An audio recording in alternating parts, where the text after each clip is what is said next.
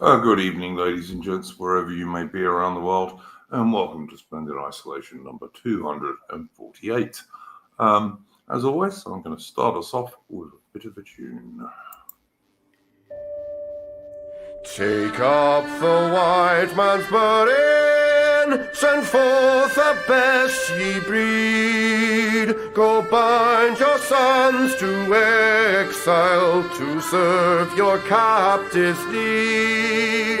To wait in heavy harness on flooded folk and wild. Your new God's sullen peoples have devil and have child.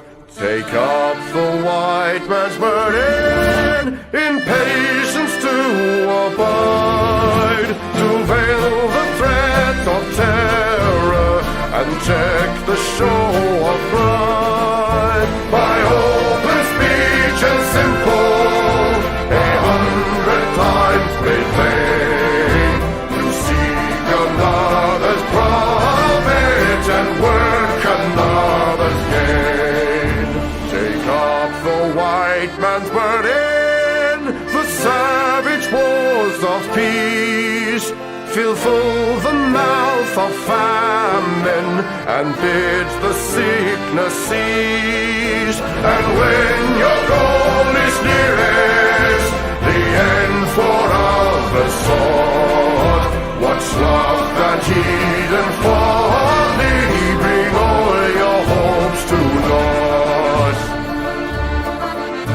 Take up the white man's burden, no tawdry rule of kings, but toil of servant sweeper, the tale of common things. The ports ye shall not enter, the roads ye shall not tread. Go make them with your living and mark them with your dead. Take up the white man's burden and reap his soul's reward. The blame of those ye better, the hate of those ye guard. The cry of those ye humor are slowly towards the light.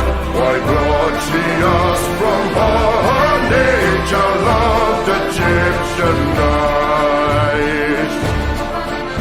Take up the white man's burden, ye dare not stoop to less, nor call too loud on freedom to cloak your weariness. By all ye cry or whisper, by all ye leave or do, the silent, sullen people shall wail gods and you. Take up the white man's burden, have done with childish days, the lightly profit laurel, the easy ungrudged praise. Come down to search your manhood through all of thankless years. No age with give or wisdom, the judgment of your peers. Take off the white man's burden through all of thankless years.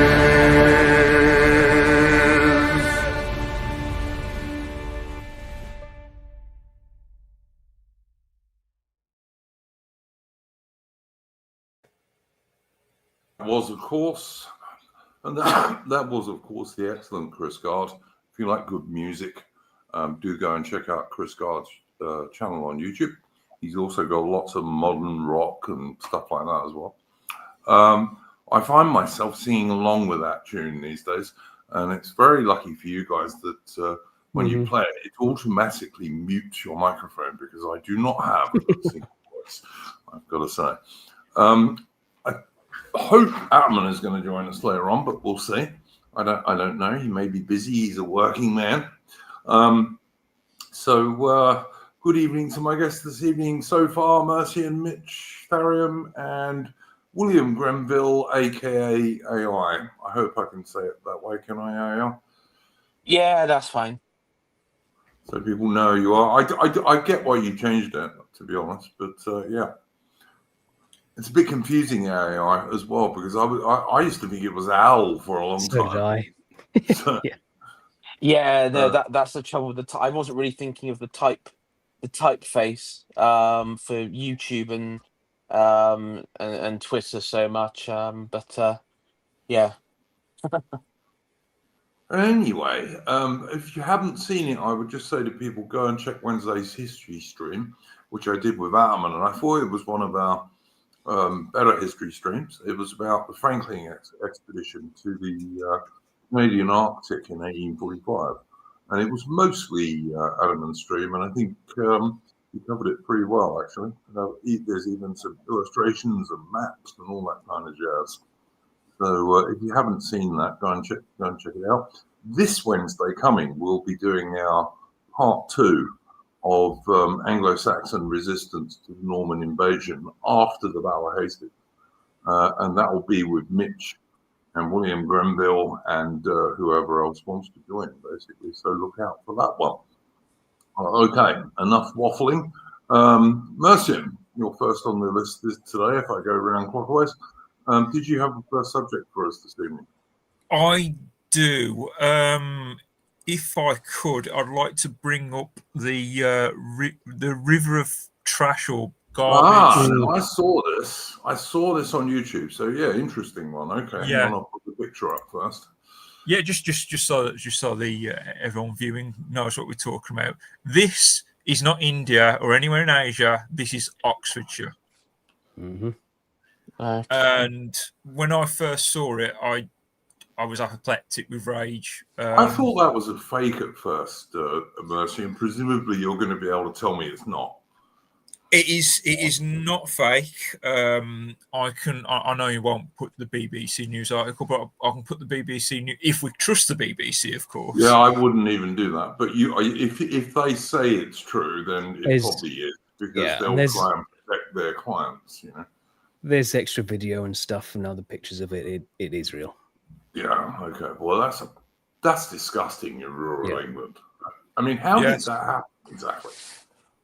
Well, they're blaming the local council is blaming criminal gangs of it. What, doing illegal dumping? You mean? Apparently it's quite profitable. Because if it was in Delhi or anywhere Borden bankrupt travels around the subcontinent, I would absolutely believe it. But I don't think I've ever seen a river in England or Britain that looks anything like that. So apparently it's the River Cherwell near the is the River Cherwell. This isn't the river itself. This isn't the river itself. It's next to the river. But yeah. Oh right, okay. So it's like a canal or something next to it, is it? It's just a patch of ground. They've just just dumped it all there. Yeah. Oh, okay. So it was basically just a field.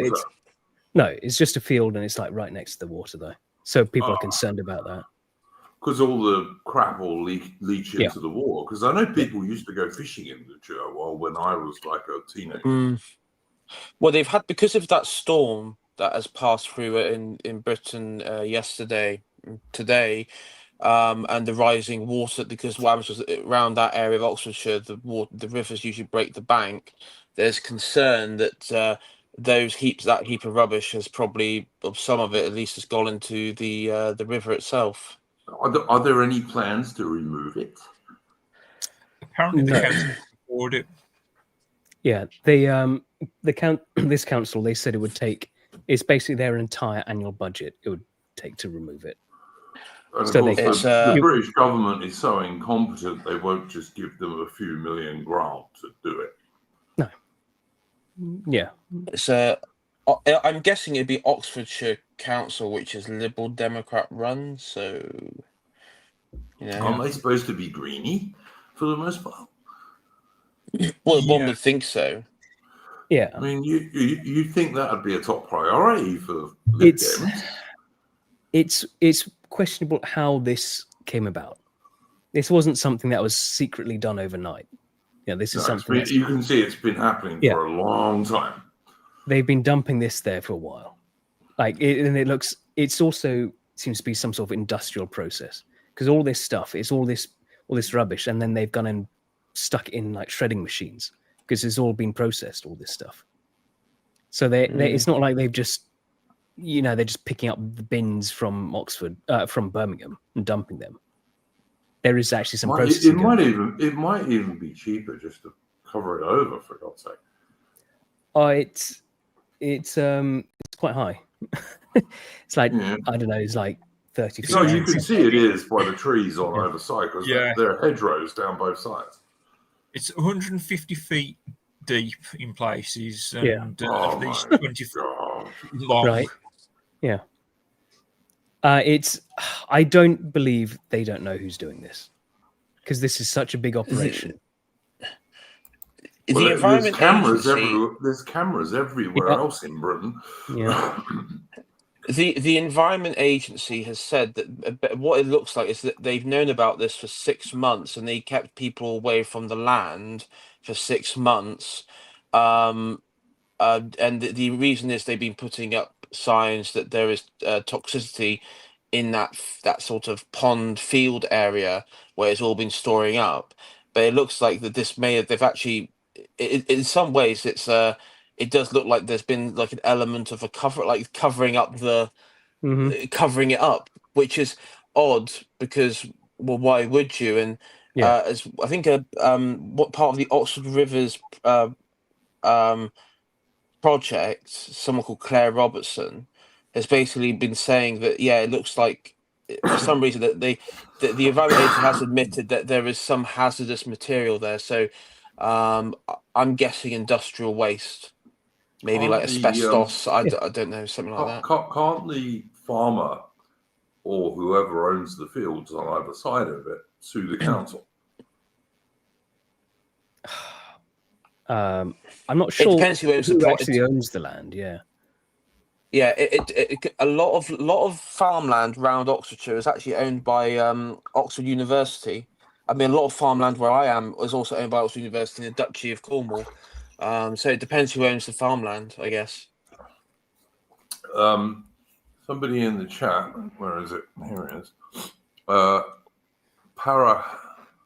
Parakashit Patel, who's a regular in our chat, and I don't actually believe he's Indian. He is asking, how diverse is the council? Well, I don't think it's very. Wait a minute, guys. I used to actually live in Berkshire, and I was quite close to Oxford. My ex-wife used to go and get her hair done in Oxford, and I'd go to the local bookshops and then sit in the pub reading while she got her hair done. And I can tell you that there have been quite a few grooming gangs in Oxford, because whilst Oxford is obviously probably the world's most famous university town, and it used to be one of the world's best universities. I'm not sure it is now, but it used to be. It's also very much town and gown. So whilst there is the bit where you'll see students cycling around with mortarboards on bikes, there is also the bit where there used to be, and Mercian will know this, there used to be a big car manufacturers and places like that just outside Oxford. They manufactured the Mini there for many years. Yeah, exactly. Yeah. And so there are lots of working class bits of Oxford. If you're a fan of the classic British series Inspector Morse, or the books, you will know that there are working class bits of Oxford as well as the posh bits. And there's definitely been so-called, in air quotes, grooming gangs in Oxford. So there's Lawrence Fox ruined the series for me. The acting was a bit stiff.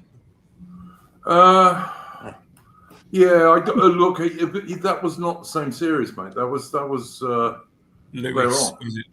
Yeah, it was. That Lewis. was Lewis. I'm talking about the I'm talking about the original Morse with. The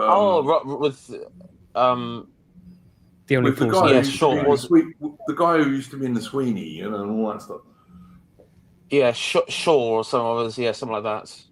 Yeah, I can't remember his name now. It's gone. But No. he was a good actor. He was quite a good actor, and I didn't mind the other dude, the Geordie dude who played Lewis. He was all right. John Ford. He was in the, people in the chat John- are saying John- John Ford.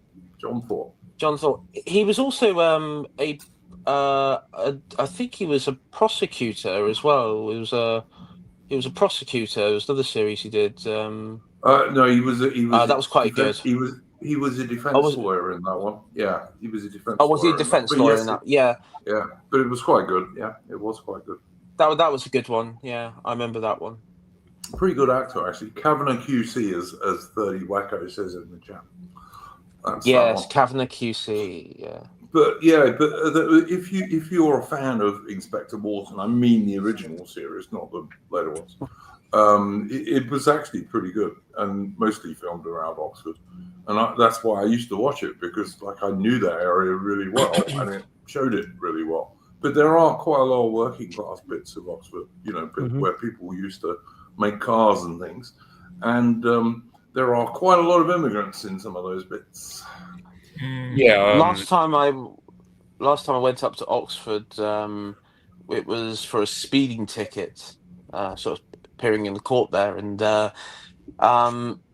one thing I noticed, there was a lot of, maybe it's university, but there was a lot of Oriental types, and then like Uber taxi types, which was like Indian subcontinent. So yeah, but there were a lot of Orientals. Yeah, I've not. I know because Oxfordshire, like the main party in the council, there are Lib Dems, so I don't think the councillors themselves are that ethnically diverse. But I know Oxford, for example, is anything like, let's say, Stafford or Lichfield, it's going to get diversified over the next few. I mean, I know, for example, in the case of Stafford, I took some pictures and put them on Discord. Nice architecture and everything, but yeah, there's a lot of, Deliveroo, and you've got and you get a few Chinese around. Because I know that Mitch, when I saw this on X, on Twitter, the comment above it was, if you invite the third world into your country, you become the third world with this picture. And it's just totally true. Yeah. I mean, we don't know the identity of like these gangs, like what makeup they are, but we can guess. We could probably have a shrewd guess, though. I also suspect. Sorry, when it comes to like the cover-up stuff, I mean, we've seen what's happening in Birmingham. I think it's very reasonable that a lot of councils and big business are just turning to these gangs to dispose of all their waste and rubbish. Especially a corrupt council like Birmingham. Yeah.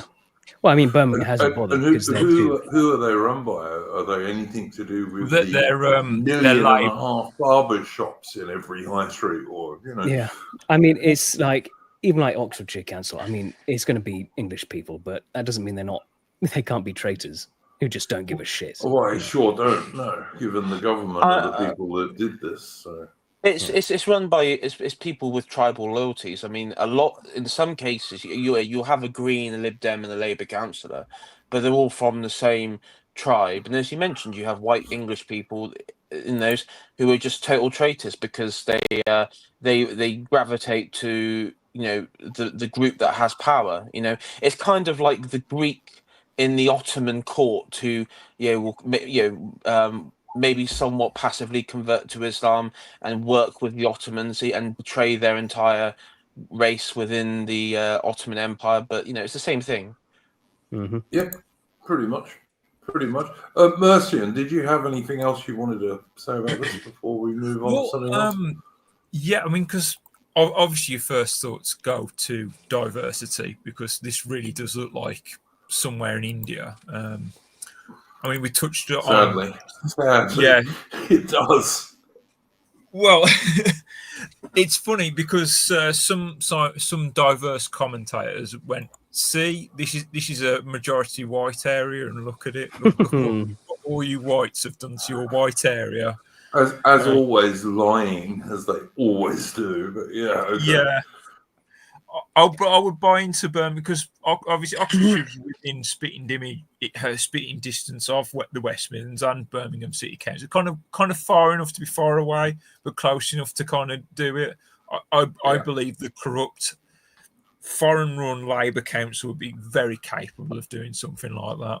Well, Bristol's not a million miles away from there, and you can think of several other diverse It wouldn't surprise places me. that are not far. It wouldn't surprise me if they gave the idea to each other. Yeah, they've got a place in their council where Oxfordshire dumps all their crap. I was watching. I've been watching some Bored and Bankrupt videos this week, right? And Bored His and India Bankrupt. trip. Yeah, absolutely. Yeah. That's what I mean. And he is still absolutely one of the best travel vloggers on YouTube by a million miles. And he's been going around India, and he's been traveling in ordinary bits of Indian trains and stuff. And these days, he always points out that all the decent buildings in India were all built by the British, of course, as were most of the bridges and the railways and all, you name it. And they were. But he'll actually show you these people will get to a railway station and just chuck stuff out the window. The guys sweeping the trains will just sweep it onto the tracks as they're going along. It's just the whole culture there is you never put anything in a bin, but there is no bins. And if there were, they wouldn't empty them. So, I mean, you know. I'm Duke. Is that the same Border Bank? Is that the same one where he meets that Indian fellow and the Indian chap says to him, "Oh, British or English, stay here, rule again." Is that the same? Yeah, I think that was quite an old video, but yes, he did. Yes. Yeah. There's actually I've seen like this clip go round on Twitter, and I think it's been taken from TikTok, and it's a red hair fellow who's dressed up in tartan Highland Highland regimental outfit. Some regimental outfit, and he's playing the bagpipes around India, and he was at like this train station. Oh, and, yeah, I've seen that. Yeah, and all of them are just chanting British Empire. It's really bizarre. I don't understand the Indian mind. You know, I actually did a thread on X a couple of days ago. AI. Sorry, I keep calling you AI. William Grenville. I did a thread on X a couple of days ago, and it was about the famous Scottish girl Jessie. Like obviously after the Indians captured Cawnpore. The Indian mutineers captured Cawnpore, they butchered everybody pretty much. Like men, women, children, babies, elderly, didn't matter, they just killed them all. Who were British, you know. They kept, I think, one or two of the girls who were taken off as sex slaves, one of whom was rescued later, but mostly not. And so the same thing was going to happen to Lucknow, but Lucknow had a slightly bigger garrison. And the women and children used to have to be in bomb-proofs all day because of the sniping and the artillery firing at the British entrenchment. But at night, they used to let the women up so they could get some air, because otherwise they were all going to bloody die anyway. And there was this Scottish girl called Jessie, and one night she says, "Didn't you hear it? Didn't you hear it? The pipes, the Highlanders were saved." And nobody believed that. Nobody believed that, because there was still shelling and firing going on in the distance. But she was correct, and it was the Highlanders. And there's loads of evidence, by the way, that, you know, there were war correspondents with the British columns and stuff who said, yeah, the Highlanders were actually playing at that time, because anyone who knows anything about the British Army and the Highlanders in the British Army know that the Scottish bagpipe guys play at every battle they fight in. Like, they don't care if there's machine gun bullets going off. They played in the Normandy landings. I do believe that the Scots Guards Highlanders even played when they were capturing Mount Tumbledown, the Falklands, in 1982. The Scottish Highland bagpipe guys are not cowards. They play all the time. And they were actually playing Cock of the North. and she probably did hear it. And the Highlanders arrived just in time, along with the rest of the British soldiers, of course, to save the women and children along out. And the thing is, you know, you see like people who use it as like a way of like British imperial brutality is the punishment that the British instilled on the mutineers, particularly the ones that involved in the slaughter of civilians, what British they civilians. deserved. They Fully quite what frankly they they did, deserved. and yeah, the reason they tied them to cannons is because in Hindu tradition, if you die You basically just like in disappear. pieces, you disappear. You You can't don't be come back. you don't come back as a rat or something. Yeah. And that's why and the thing is the British understood the culture and the religion very well, and that's why they did it. And quite frankly, they deserved it, the cannon treatment. If I'd have seen people killing little tiny toddlers and babies, I would have done exactly the same. I would have done exactly the same, honestly. Well, they Can't see never what's did it. wrong with that. No, well, they never did it again.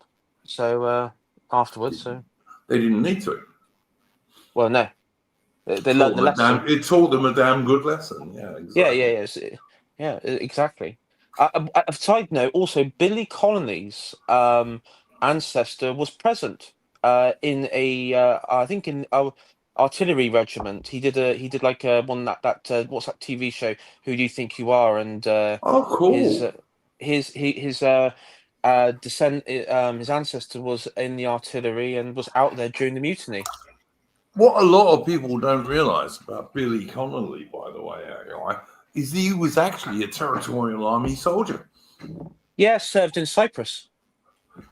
Well, I don't know if he served in Cyprus because he was a Territorial Army soldier who back then didn't tend to go overseas. But he was a Territorial Army soldier, and he said he once did a parade where his company, which was based in Glasgow, actually beat a company based in Edinburgh, and he actually said as part of his comedy routine that it was the only time that Glasgow ever beat Edinburgh anything neat. Yeah, anything that required you to be neat and smart.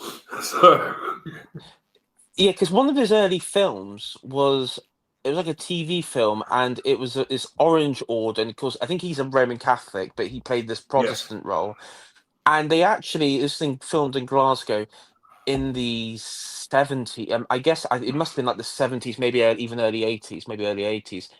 And he marched in. They actually went down to a Catholic area, and they were just like blasting the Billy Boys stuff. And you had people. There was like a woman who she probably didn't know she was filming, and she like was leaning out with a picture of the Pope or something, and he was just like flinging the baton up at her window and everything. I heard that wasn't written. A lot of that wasn't in the script.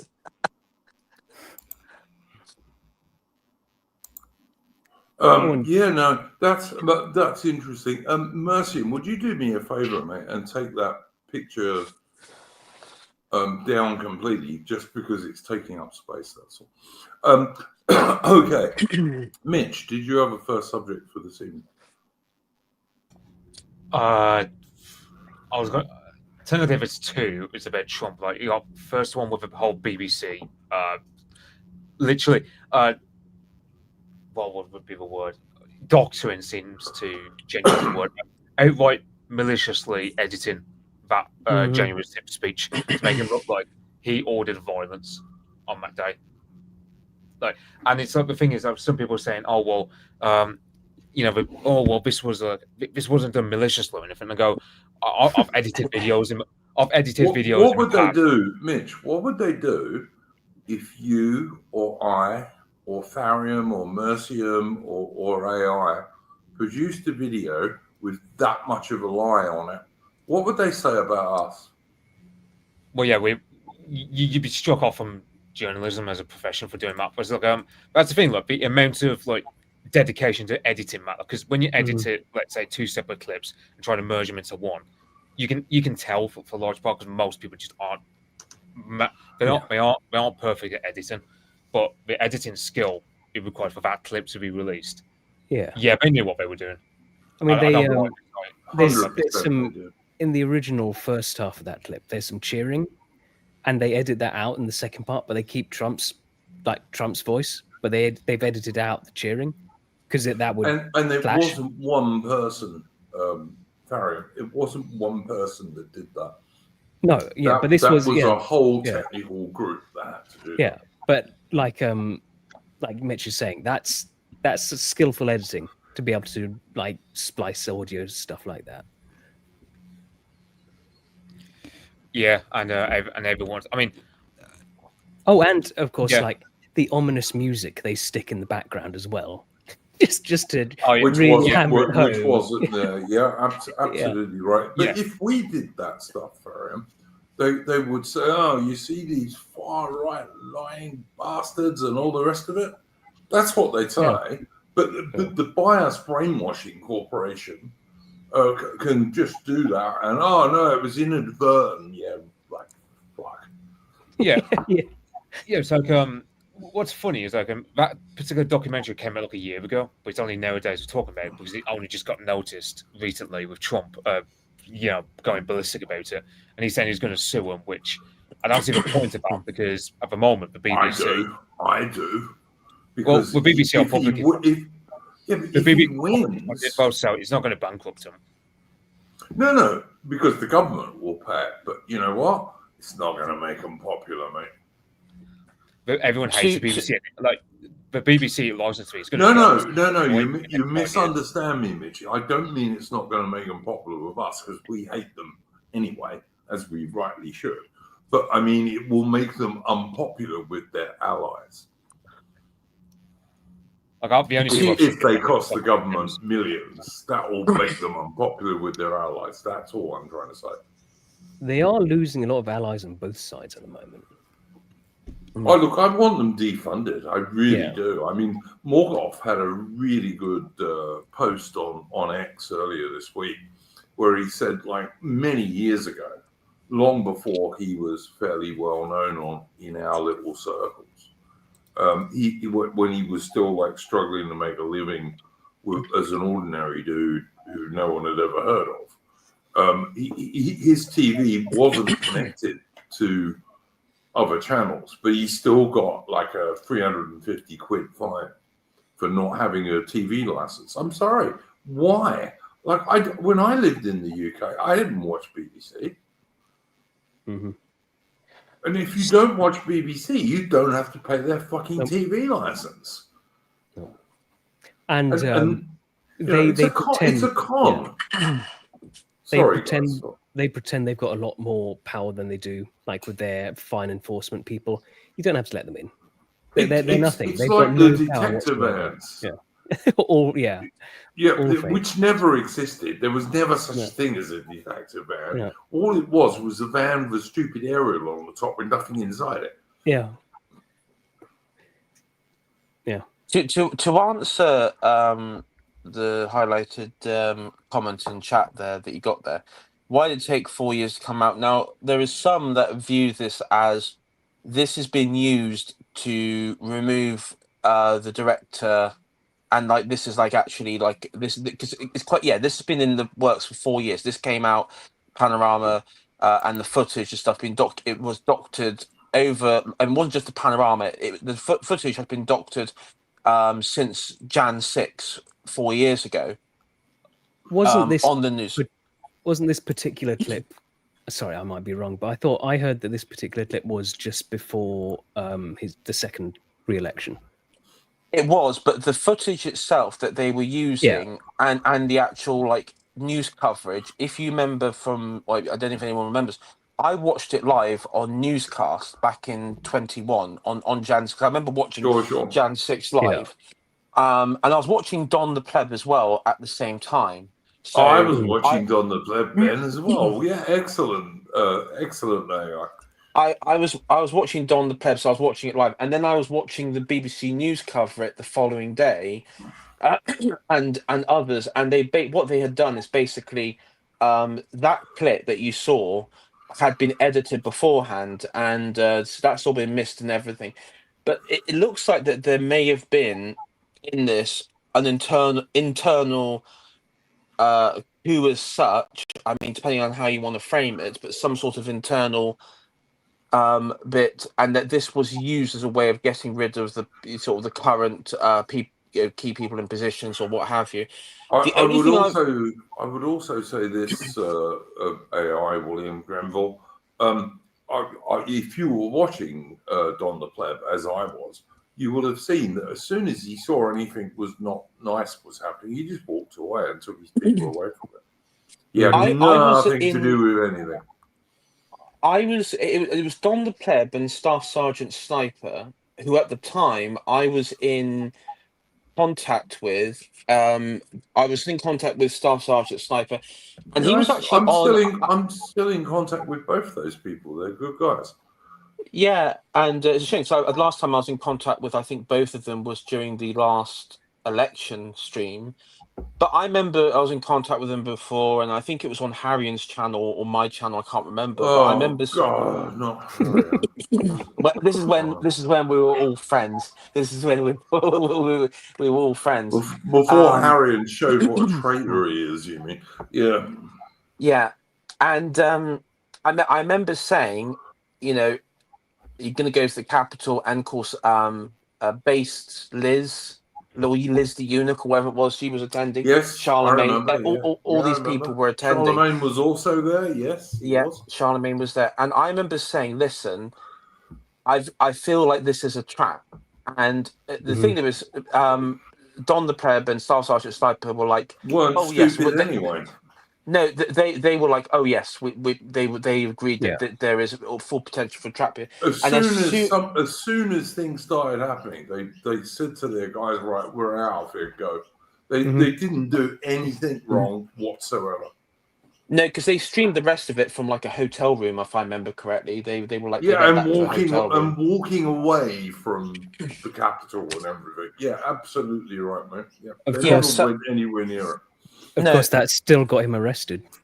Yeah, it did. Oh, yeah, it did. It did. Yeah. But because I about 10 years ago, I actually did work in ITV newsroom. So this was something like over 10 about 10 years ago now, and in the regional offices in the West Country. And one thing I can tell you from Panorama is they subcontract their shows to other production houses. So what you have is you have a BBC producer who will hire like a group of like maybe one or two editors. They'll gather up footage, but what they'll be do is they'll be given a call sheet and they'll be told, okay, we want you to do a documentary on Trump, but we want you to do it in a way that shows it as like a rise of fascism, sinister music. And they'll even, and probably the editors of this production house, and they haven't come forward, probably may if they I doubt if they're still around. Like, you know, maybe the company usually gets like dissolved after every like couple months. These sort of companies get dissolved. But if they still have the call sheet, it probably will say on there that we want you to make it in a way that makes Trump, you know, look like this, that, or the other. When in fact he's a 90s Democrat, but okay. You know, and look, you know, I know some people have said that this story is a distraction. I mean, it doesn't really. Okay, this is the thing. We know the BBC is biased. It's left wing propaganda, so this shouldn't come as any surprise. And also, bear in mind they've done these panorama exposés on people like the BNP, Mark Collette, countless other people. Well, Mark Collette didn't help himself, but yeah, okay. Yeah, he didn't help himself. But let's be honest, let's be honest, it's happened hundreds of times before. There's probably countless clips out there of all those figures who are considered, you know, dissidents.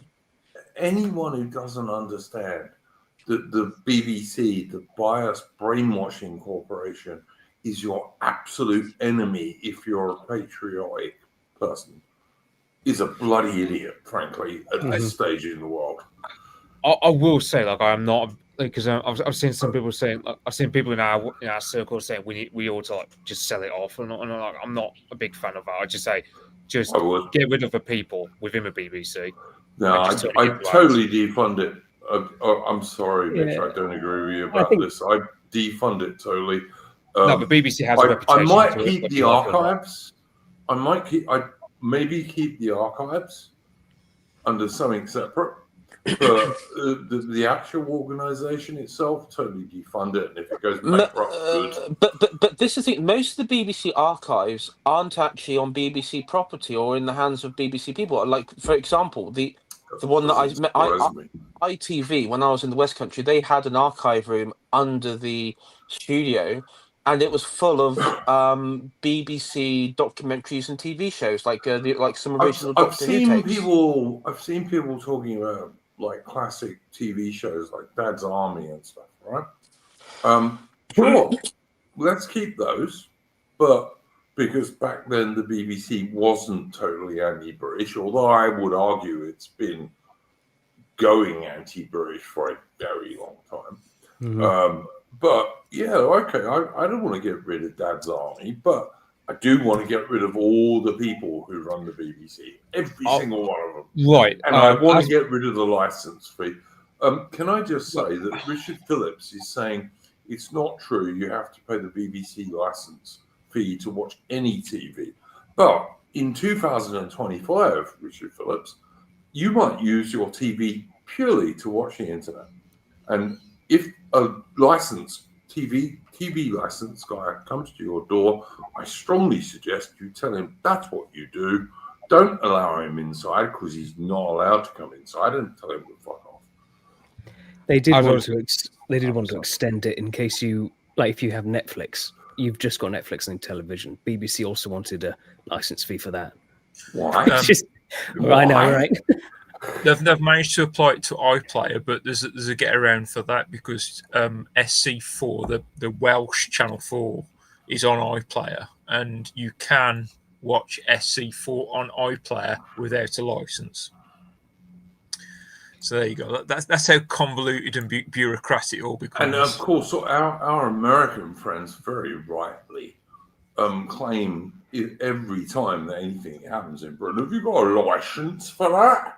Because you have to have a license for everything in Britain. You know? And no, you don't actually. You can just tell the BBC TV license guy to fuck off. Mhm. I don't use my TV to watch any terrestrial or satellite TV. I only use it for the internet. Get fucked. Go away. Yeah, it's like for example, I was gonna say like my mother had to deal with like some TV license people. I mean when you got TV area on top of yours, and, and my mom just went, well, I got milk in my fridge. I guess that means I got to carry everything, doesn't it?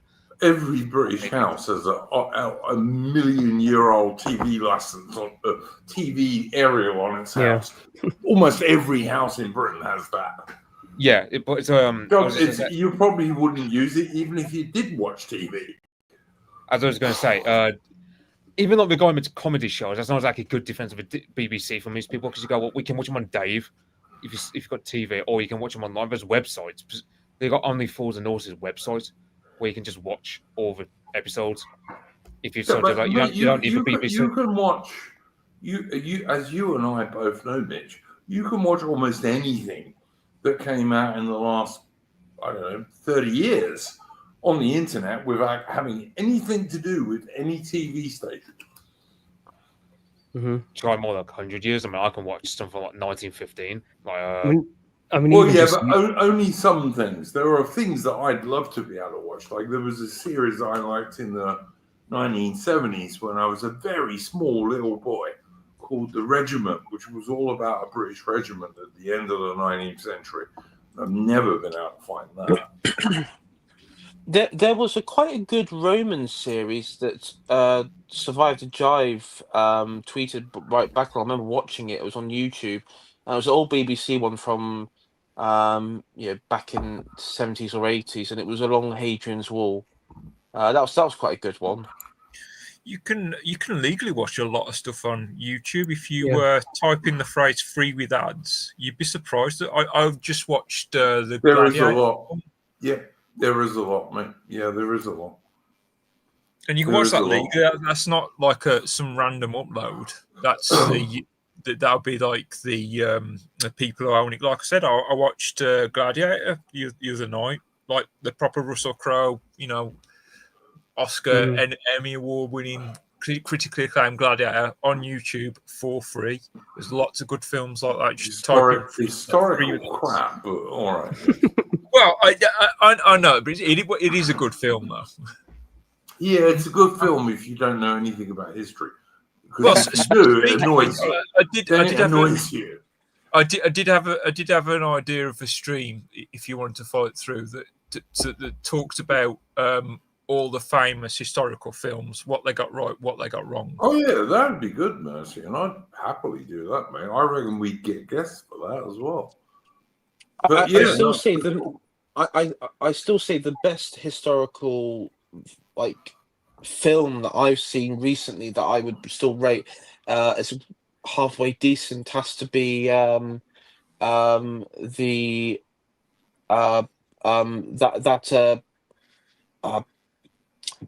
was it, the Edward Longshanks one in Scotland with I have never watched that, mate. I have to say I've never watched. I know you I think you have. Rebel the King or Outlaw something, King. The one with the Outlaw King. Yes. Outlaw King. I've never watched it, mate. Never watched it. You've never watched it? Oh, it's very good. Okay. It's very good. I do recommend it. I'll have to check it out. If you recommend it to me, mate, I'll have to check it out. Okay. There's no inappropriate diversity anywhere. I don't recall. Okay. I just remember, like, I watched The King, which is the one about Henry V, and that was shit. It started off okay for the first, I don't know, 25 minutes for half an hour, and then it completely lost the plot. And its idea of the Battle of Agincourt, I frankly would have liked to have got the director and really shove their faces into the mud and keep them there until they drowned, basically. But they took their armor off so they wouldn't get stuck in the mud. Clever. Yeah. Almost no archers. Cavalry charging into the English lines. When did that happen at Agincourt? Yeah. I don't know. I never saw it. They tried to, but they never got there. I say Julian the Apostate is from beyond the grave is going, yes, it could have worked. It could have worked. Yeah, maybe. I see Adamant's in the chat. Adamant, I hope you're going to join us tonight, mate, because I'm looking forward to doing, I think we're talking about apostates. I'm thinking we're going to do being an apostate to the right, but I kind of want you to be on here to do that, Adamant. So, yeah. Me, I want the BBC defunded, and if it goes bankrupt, good. I don't care. We'll still have their old TV series that we're. I'm not. I just want it taken over by our guys. I'm with you on that.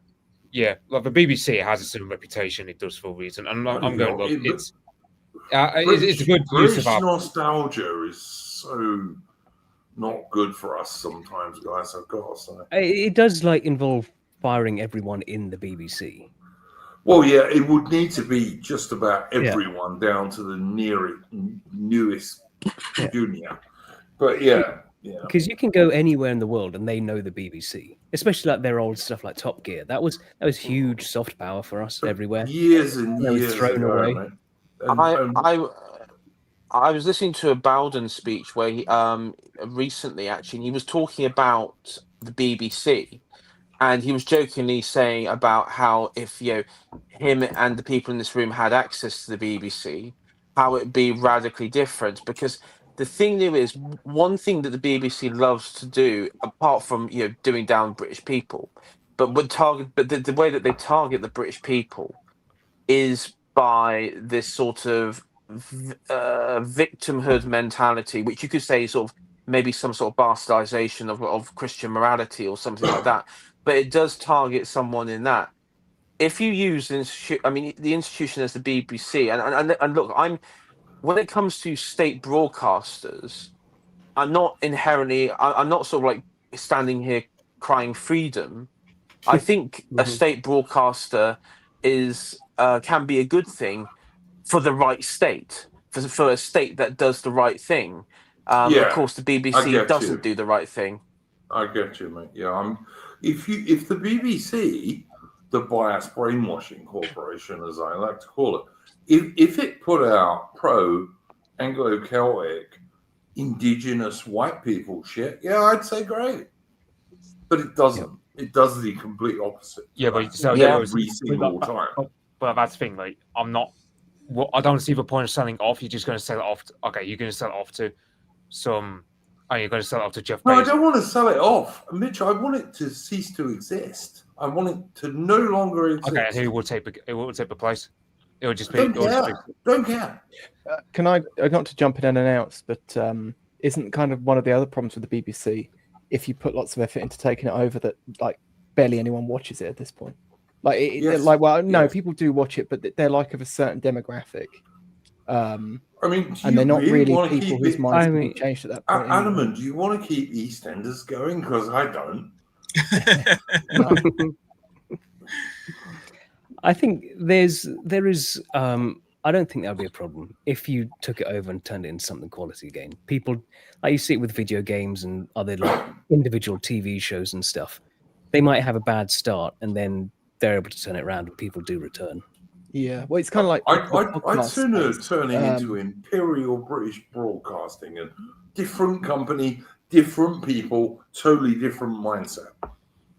But it's like you look at the podcast scene, right? You had this whole thing after the last US election where they were saying like, oh, they've built this network of podcasters. It's like, no, like the podcast network existed because everyone ran away from stale old media and they were looking for something new, and they came out with all this cope about how people are just on the move. Their media consumption habits have changed. It's like, no, their media consumption habits changed because you're awful. Yeah. And it's just that here in Britain, for whatever reason, our elites have managed to stay ahead of that. And actually, the podcast space here is actually shit-lit coded. Well, apart from this podcast space, Adam. Yeah, but if you look at like the top 20, it's all regime crap. Hang basically. on. Do you reckon we're in the top 20 yet? We must be kind of getting there, I reckon. It astounds me how the rested politics is able to fill stadiums. Those two fucking wankers. That's amazing. Well, yeah, he's like, what's that American meme where they Serious question, Armin. Do you reckon we're nearly in the top 20 of British podcasts? Or we're not British even a and Old podcast, so are we? Commonwealth We're a stream. podcasts? Yeah, but all right. What's the difference between a podcast and a stream? I'm probably showing my age here. I think really podcasts appear on YouTube as well as other platforms, whereas I think it's distribution. Yeah, we're a YouTube primarily. A YouTube. Hang on. We're on YouTube. We're on X, and we're also on. Is there one we're on? I need to go and look it up. So I haven't. I don't really see the difference much, but I think probably if you're on Apple iTunes or something. We're on Odyssey as well, guys. We're on 3 different platforms. You could download it and re-upload it to Spotify as well, and then who's going to argue? Podcast? We're clearly the premier British, true British, you could say nationalist podcast, but we're talking about podcasts in Britain, which is kind of a different category. I mean, we're the number one racist podcast in Britain. Whoa. Hey, William, please. If you want a Fed post, can you do it on your own channel? All right, please. That's all I ask. Besides, we're not first. But we're all racist now. It's the postmodern age. Everyone's racist. I thought that was the idea. Well, I mean, if you're not racist, you're fucking stupid, in my opinion. But everyone else is racist to you. You just need to get your own back. Yeah, we recognize our racism. Yeah, yeah, we happen to like it, though, which is probably the defining feature. I'm an esoteric racist. I actually view race through a biological, metaphysical lens. I'd say I'd say I'm educated. I like learning other languages, so I can be more effective in my racism. Well, I actually have an intellectual disagreement with the out of Africa theory. That's my main thing. Yeah. But, Yeah, they keep finding like all these hominids, these early hominids outside of Africa that we didn't think these people existed here at this time. yeah, no, I don't. Listen, if I'm going to be ironic, Terry, I might try and be realistically and historically ironic. You understand? But yeah, there's issues with the out of Africa theory. Let's just say. But anyway, Mitch, you said you had two things to bring up. Did you have another? Oh yeah, that was Trump on that interview he had with Laura Ingraham about H1 and other things. Oh Yeah. God, that was pretty embarrassing if you're American, wasn't it? Yeah, because who doesn't enjoy being told by Trump that America has no talent? America's a bit dumb, yeah. Yeah, it looks like America having their Steve Eddington interview with Nigel Farage moment with Trump, because that's the same vibe, isn't it? Well, yeah, I would say like I would say the Americans have it worse because at least you can say a lot about Farage, but he doesn't shit on his own people like Trump did in that interview. So yeah, I didn't get Trump in that at all, and I'm not as anti-Trump as some people are. Yes, he's a 90s Democrat, but I mean that's an enormous advance on a 2025 Democrat. I think a 90s Democrat would be. I think a 90s Democrat would be a lot more racist than that, though. I think, I mean, really, he's in the same position as Obama 2 days before he was. No, actually, he's in the same position as Obama a week after he was elected. Oh yeah, Chris Cuomo. Apparently, back in back in the 80s, he was passing out like these leaflets about this one Democrat guy saying, "Don't vote for this guy, he's gay." I find we could aspire to leaders like that. Yeah. If only we had leaders like that. Well, Jimmy Carter, brother was like a fully what was he? He was like a paid up member of the Ku Klux Klan, and he campaigned with him. And Jimmy Carter himself was a U.S. submarine naval officer, I believe. Yeah. Mm-hmm. Yeah, he was. Yeah. So, whatever. And I detested Carter even at the time. But anyway. I will say that he had a pretty good Confederate flag during his campaigns. But anyway, sorry, carry on. Tharian, did you have a first subject for this evening? Then? Yeah, I thought we just talk about general state of America at the moment. Just before we do, Tharian, do you excuse me for 1 second while I do some channel ambient? Guys, please hit the like button, hit that thumbs up button. Really does help this stream and this channel. Takes you 5 seconds, doesn't cost you a penny. Just hit the thumbs up button, please. And if you want to support the channel financially or to ask a super chat question, you can do so via Entropy.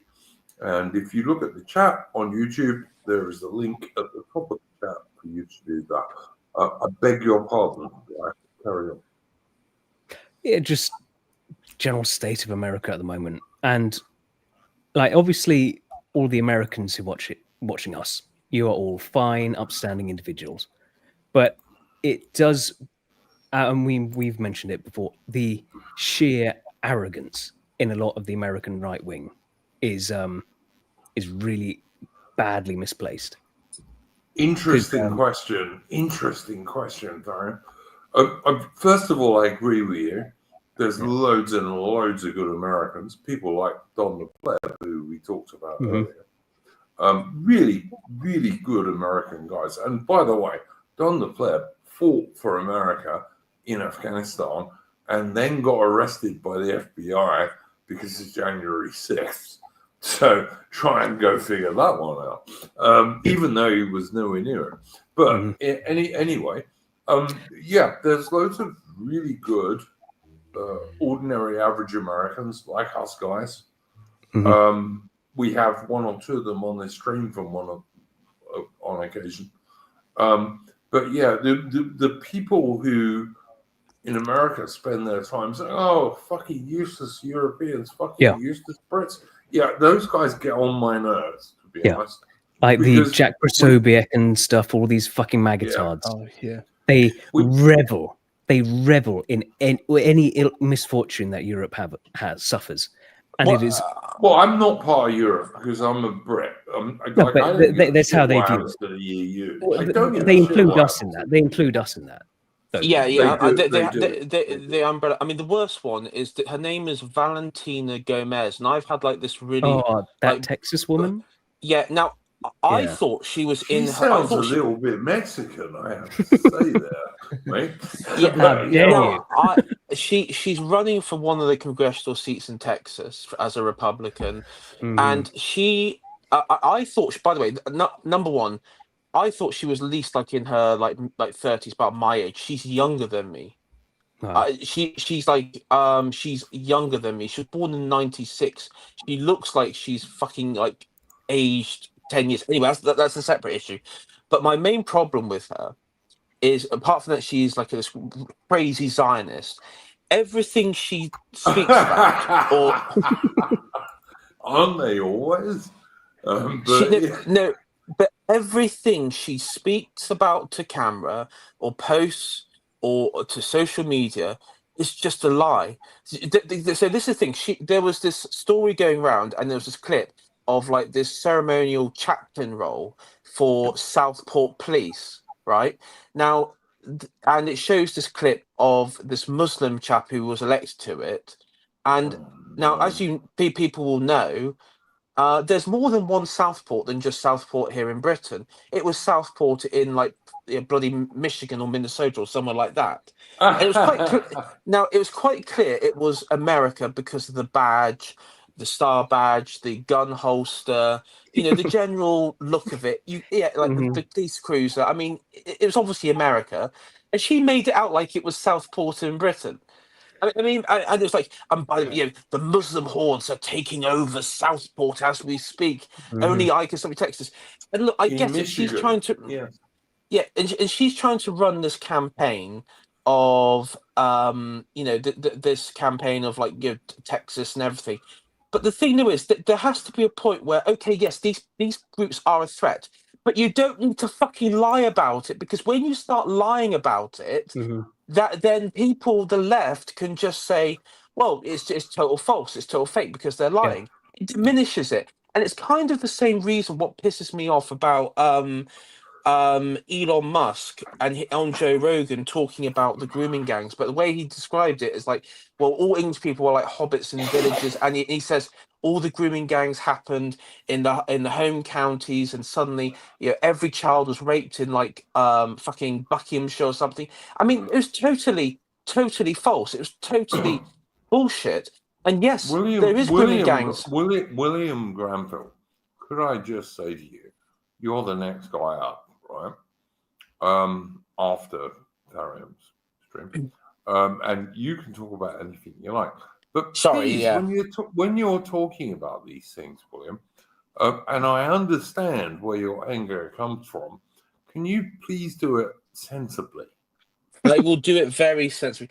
It was total nonsense. In other words, you know what you and I say about like multi-millionaires who run X is not going to make a great deal of difference, mate. Yes. Let's talk about our own people and what's really happening, and probably try and not make enemies of people who could just totally ban us. Because that's not being brave, that's just being stupid. Oh no, I get it, Iron Duke. But my point was that there's this narrative that goes on when it. I mean, like particularly in the MAGA sphere. I know what you're talking about. Because there's another way. I totally get what you're saying about this. Right, you're trying to say that British people weren't brave enough to save their own daughters, and it's actual bullshit, and it was. And well, I wasn't going to say that.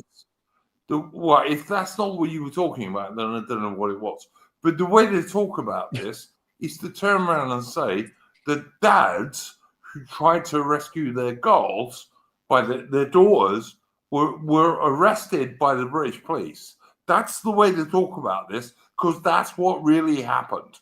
I don't know. I don't think getting into facts off with these people is particularly helpful. I Just point out that they abandoned their own cities despite having guns. I mean, just to clarify my point here, because I wasn't able to complete it, but my point was that the problem that certain these people say is they tell a truth. Okay, that the grooming gangs happened. They targeted white English people. It was Pakistani gangs. Yes, that's all true. But what they do is then they twist it into some hyperbolic Zionist crap, right? For counter jihad purposes, and then when that happens, they tell such a just an absolute lie that is easily it's easy for people and the left to develop a narrative to say, well, none of it happened. And none of it happened. That is my problem, Iron Duke, with those people. I mean, yes, the story about the dads and stuff that I've raised before, that in that stone, not stone toss, but the that Greek guy that Greek American, that one was just egregious and total. Like, and as you and as we're getting to my next story, a lot of these girls didn't have fathers because they were in the care system. Quite a lot of them were in the care system. They were single mother daughters and stuff. Yeah, yes. Single mother daughters. Absolutely right, man. Yeah, it was actually very rare. And when they did target them with fathers, in several cases, fathers went round armed with with bats and things, and the police arrested them. One father joined. Same with brothers. There were dads and brothers who went to try and save daughters, and they were arrested by the British police. Yeah, and one father even joined the BNP in Rotherham. He joined up. I think he even ran as a. He became quite heavily involved in the politics up there. The point I'm trying to make to you, AI, right, which is an obvious point, and I think everyone who's an Englishman or a British person knows it, is that British people don't lack bravery, but if the whole system is against you, and if British police are going to watch a 13-year-old girl with like 15 Pakistanis giving them blowjobs, right? And I'm going to say she's a prostitute because she's a 13-year-old white girl, and then arrest their dad or their brother, what chance do you stand? What fucking chance do you stand? Yeah, we don't see you say guns. Like, you know, they'll say we gave up guns, and therefore, it's not working too well in America, is it? Because I never noticed anyone with a gun saving the little blonde girl in the light rail train. I never saw anyone doing that.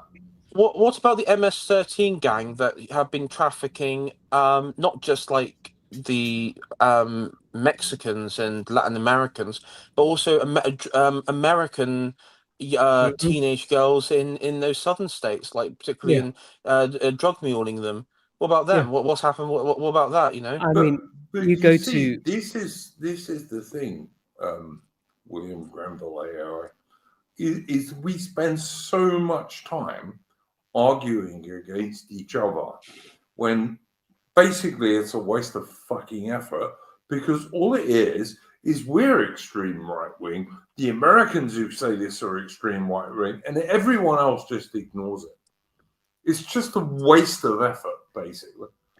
I mean, those MAGA people that say this, Iron Duke, I don't think they're right wing.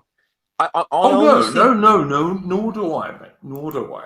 I agree with you on that. I do not think they're right wing, and I mean their allegiance to, number one, and you know what, if I was American, I would be loyal first and foremost to United States. I mean, that most obvious, right? These people aren't. Like Valentina Gomez, her loyalty isn't to Texas or the United States. It is to it's to somewhere else, isn't it? Well, it's probably like Mexico all of the somewhere, but given her name Well, is Gomez. may, You know. maybe half Mexico, half somewhere else, but you know, yeah. The Well, point is yeah, their loyalty. I get what you're saying. I get what you're saying. Yeah, But, yeah. The loyalty. The I loyalty. do agree, mate. I do agree. It bores me when I see people saying, "Oh, Americans are fucking scumbags," or Americans will say, "British people are scumbags," and the whole place needs a license. All the time, it gets on my nerves because they're really talking about their governments, not their people. Well, this is like that's the thing is this is what I want to talk about because that these Americans on the right wing who will always bash us. I mean, they should be a lot more worried about things than what they are. Because like recently, the big thing we had Mondami winning New York. You know, the communist Muslim, like in the city that said, "Oh, we'll never forget 9/11," and he wasn't the only one. That sort of election, there was a lot. Mariam, I Yeah. know you look at this stuff, and I know you're a very intelligent man, right? In terms of demographics, right, of real Anglo-Celtic white Yes. European people, Britain is in a vastly better place than the USA is. Oh, I know. It just is. No, I'm gonna get to that. Yeah, and it's and you see, you saw in a lot of other places, you saw the Democrats flipping all these places that were controlled in like governors and mayors and stuff that were controlled by Republicans in this last thing, and the American Republican, the right, they should be. I think they should just be a lot more aware of this than what they actually are. Because I just the attitude I seem to see over and over from like Tim Pool and all these other ones is like, oh well, Trump's in charge. We won the last election. That's it. Like eternal victory has now been achieved, and it's just stupid. Tim Pool is like probably slightly to the left of Carl Benjamin. Really? Oh, Sargon is way more far right than Tim Pool. That's what I would say, mate. Yeah. Exactly. And I think Sargon's still a citizen, really. Yeah, but he's like he just like there's the like we're not big fans of the Civnat stuff, and you see a lot of the right, like even Nick Fuentes is jumping on the I take the side of American blacks over any sort of white Europeans. And some of these, like Jack Prosobiec, who will always shit on us and tell us we deserve everything bad that's happened to us. Like their parents were probably from like Poland or something. It's just this weird, total Civnat sort of attitude, and they don't realize that. And Trump. Oh, this other thing that came up in the Trump thing, boasting about how they've naturalized more people than any other administration. You are just sowing the seed. Like that's not white British people that they're naturalizing, is it? They are just sowing the seeds of their own destruction, and they don't realize it. They're taking. They're taking none of the lessons like that they've done. I mean, of course, it's shit inflicted upon us. None of the lessons at all, and they really should start. Yeah, can I just add to that? The whole civic nationalism thing, that's just American nationalism, and it only applies to America because it's a propositional nation. Yeah. So when it gets exported, it doesn't make any sense. Like every American idea, and lots of American ideas gets exported, and that's why I hate as a Brit.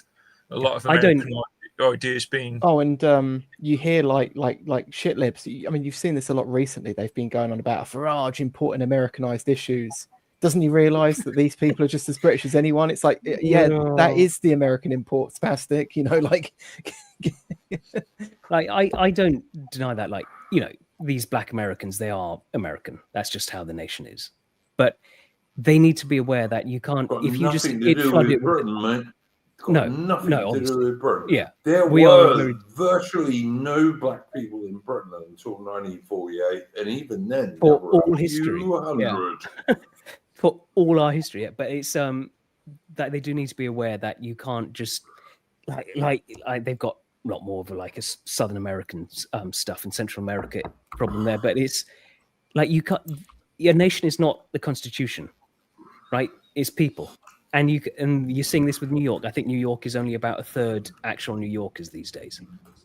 Right? Yeah, Yeah, this is what happens. You will be conquered, and I don't see anyone like really taking it seriously enough. And those that do just seem like fucking lol cows. Yeah. Yeah. I was just saying, instead of Virginia, like the Democrats won, even though like the Democrat, I think it's like the governor, like newly elected Democrat governor or something like that. The deputy governor, or Yeah. like the second place, literally said he's okay with literally this Republican candidates' children being killed. Yeah. That's what you've got within the Democrat Party. Wow. And the Republicans lost to that, which to me, I just look at the Republican Party. They're just hopeless. I mean, Trump literally endorsed Cuomo ahead of that Curtis Sliwa, for example. He backstabbed his own candidate in New York. Mhm. It's like I just look at the Republican Party. I just look at them and go, bloody hopeless. Like it's like they were talking about. Yeah. So, for example, they were saying, "Oh, well, they keep making the same meme about Mamdani shagging a ghost." And it's like, okay, no one gives a care about it anymore. You just need to talk about how this guy just hates America in terms of, well, for example, I mean, he's meeting up with Hassan Piker, by the way, who said America deserved 9/11. Yeah. But I just see conservatives, but it's sloppily. And you see Hassan Piker also shocks his poor little dog because his poor little dog moves. So it's not. She is not in the background of his video, and he has done that. It's been absolutely proved. And you know, if you'll shock a little dog, if you'll shock a dog, you'll shock a child. You just will. He's an absolute scum. Well, just think about this. I've had this theory about. I don't know that Hassan Piker is a socialist or a communist. So I think that's a distinction without a difference at this stage. But they do make the best capitalists because they have no soul or no morals. Yeah. Well, it's the same with that Mamdani, isn't it? He's not really either. He's a a racial nepotist. He cares about his group. He's gonna chop the admin in that area full of people like him. I think it's more for him. I think it's more just hatred of white people, more than like that's the main thing for him, rather than his like Indian whatever heritage. Yeah. And you see the same again. Also the same people who sort of will always just bash us. In the American right, they're saying Hassan Piker Farium is Turkish, by the way. Yes. And you can see if you watch that video, and I've watched it. Unfortunately, I wish I hadn't. The poor little dog is so nervous to put one of her paws on the ground because it must have happened so many times that he gives her an electric shock. And he's supposedly a socialist, like you say, stroke communist. They're all the same scum. That dog is there as a prop for his stream. Yeah, that's what I mean. He detests her. He doesn't like her at all. There's a video of him with an earlier dog pulling that dog back by its tail and saying, "I will fucking kill you." And anyone who understands a dog and its body, the dog's tail is like joined to the spine. You can't do anything more painful and vile than that. That cunt who is he's related to that arsehole on the Young Turks. He's scum. He's absolute scum, and he's been going insane. That everyone knows he's cruel to his dog because it's true. That's what's making him go insane. The worst thing I think for that dog is the fact that how does a dog attack back? He's got no neck, no jugular, so I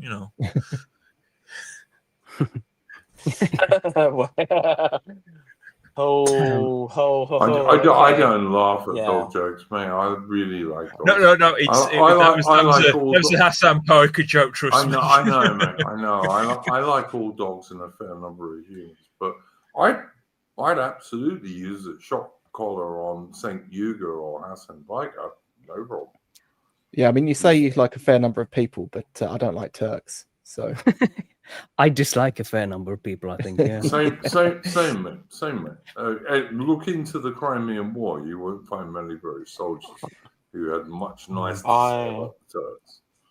I am In my- a casual Dracula enjoyer. Dracula did nothing wrong. Yeah. Yeah, All he did was- exactly. yeah. All he did was just a nice well done stuff. I'd impale Hassan Piker, and then his poor little dog would never get shot In again. Minecraft. In Minecraft. In Minecraft. It's funny how Duke will say William can't fed pass when he does it. I know, right? To Oh, yeah, be fair, I lose my cool with dogs, Mitch, honestly, because dogs are such nice, kind, loving, loyal animals that if you will be nasty to a dog, I absolutely guarantee to you, you will be totally evil to a child. Because, like, dogs are even nicer and kinder than children are. Because children are very young and don't understand. You understand? So serial killer. I animal abuse just fucks me off so much. Serial killers normally start with animals. Yeah, 100%, they do. Then they move on to children and maybe sometimes women. But yeah, my last point on this was that the same people they're sort of just blaming New Yorkers again, like going, well, New York blamed us, and just this attitude of just, well, run away, I'll just move again. But despite all their fucking tough talk that you always hear from them, but their one sort of tactic just seems to be run away, and thinking that it's not going to spread and get to them wherever they've run to. All this, it's mad. And you are seeing the sort of the Tucker Carlson versus certain other interest groups at the moment.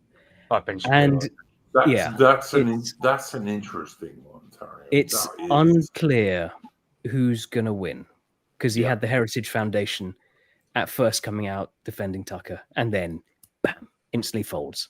Go have your Shabbat dinners, you fuckers, right? And yeah, like clearly there's the popular sport seems to be on the Tucker side, but I mean, we're seeing with Trump a lot of things. These other groups, these other interests, they've been playing at this a long time. They've been very successful. So I don't know who's going to win that. Huge amounts of money. I mean,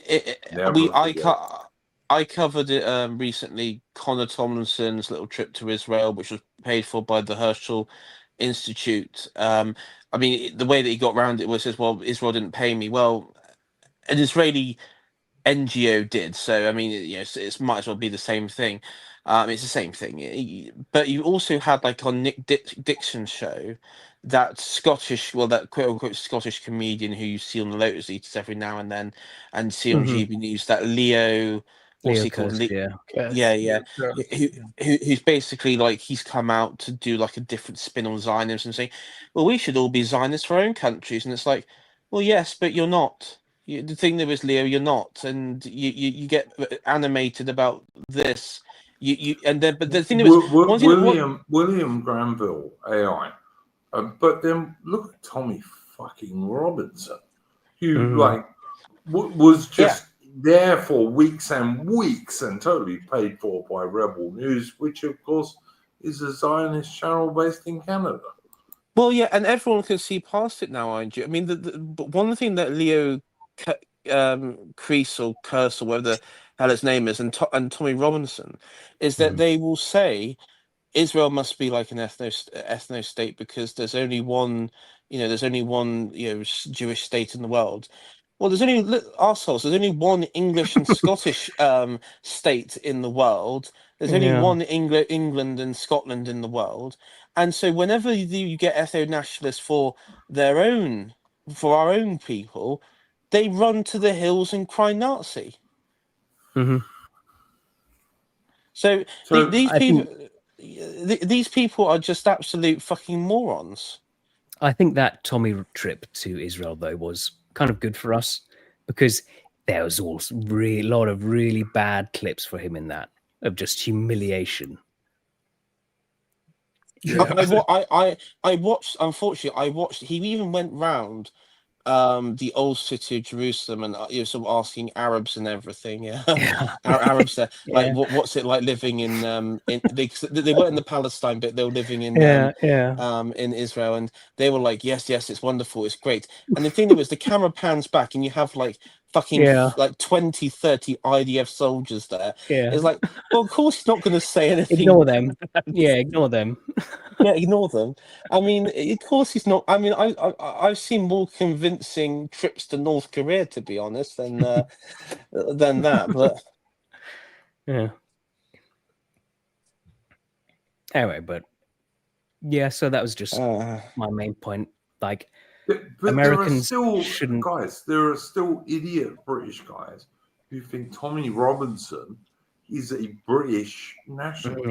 Yeah. All right, he's not. I think- I'm sorry. He's I think- bought and paid for by Zionist money. I mean, think the Tommy's- the EDL. Just look at the original name. It was the English and Jewish Defence League. That was the original Really? name, yeah, of the EDL. and then he got rid of it because well, you know, a lot of people were like, hold on a sec, what's that bit? What's that bit about? hang on, guys. I'll give you another example. Right, Lauren Southern. Yeah, Lauren Southern, the Yeah. fairly cute blonde girl who everyone's heard of. Yeah.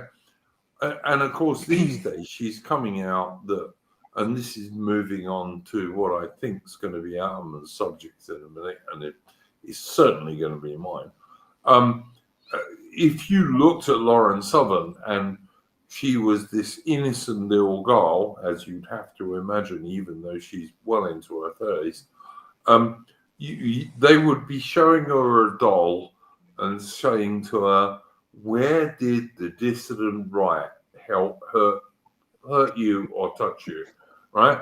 And of course, Lauren Southern, who was a bit of a coal burner in her younger years, joined Rebel News, the very same news agency based in Canada that supports Tommy Robinson. But despite that, she then pretended to be this nationalist, cute blonde girl. And then, amazingly, she marries a federal employee in Australia who was working for the Australian state, which is, let me tell you, just as anti its own Anglo-Celtic people as the British one is. And then said he was evil. He was terrible. He did all sorts of things to me. And like I said, honestly, they should be presenting this woman who must be approaching 40 by now and showing her a little doll and saying, where did the dissident right touch you? You know? It's so fucking pathetic. I mean, is she an adult or not? Obviously not. I mean, all her content now, Iron Duke, just seems to be like just pure drama based at this point. It's just about, oh, this person did this to me then, and then this person did. I mean, all her content is just about that. And AI, you may know this better than me because I don't follow these thoughts. But didn't she screw Destiny, for God's sake? Destiny, as he's better known. Pretty sure she did. Oh, I don't know about that bit, but I mean, I probably think wouldn't she surprise me. did. I think she did. It wouldn't surprise me. And the thing that was these sort of ethos, they just gravitate around, you know, the current thing at the time. And there was a point where Destiny was a thing, when that overweight sort of larpy commie shithead Vosh was a thing.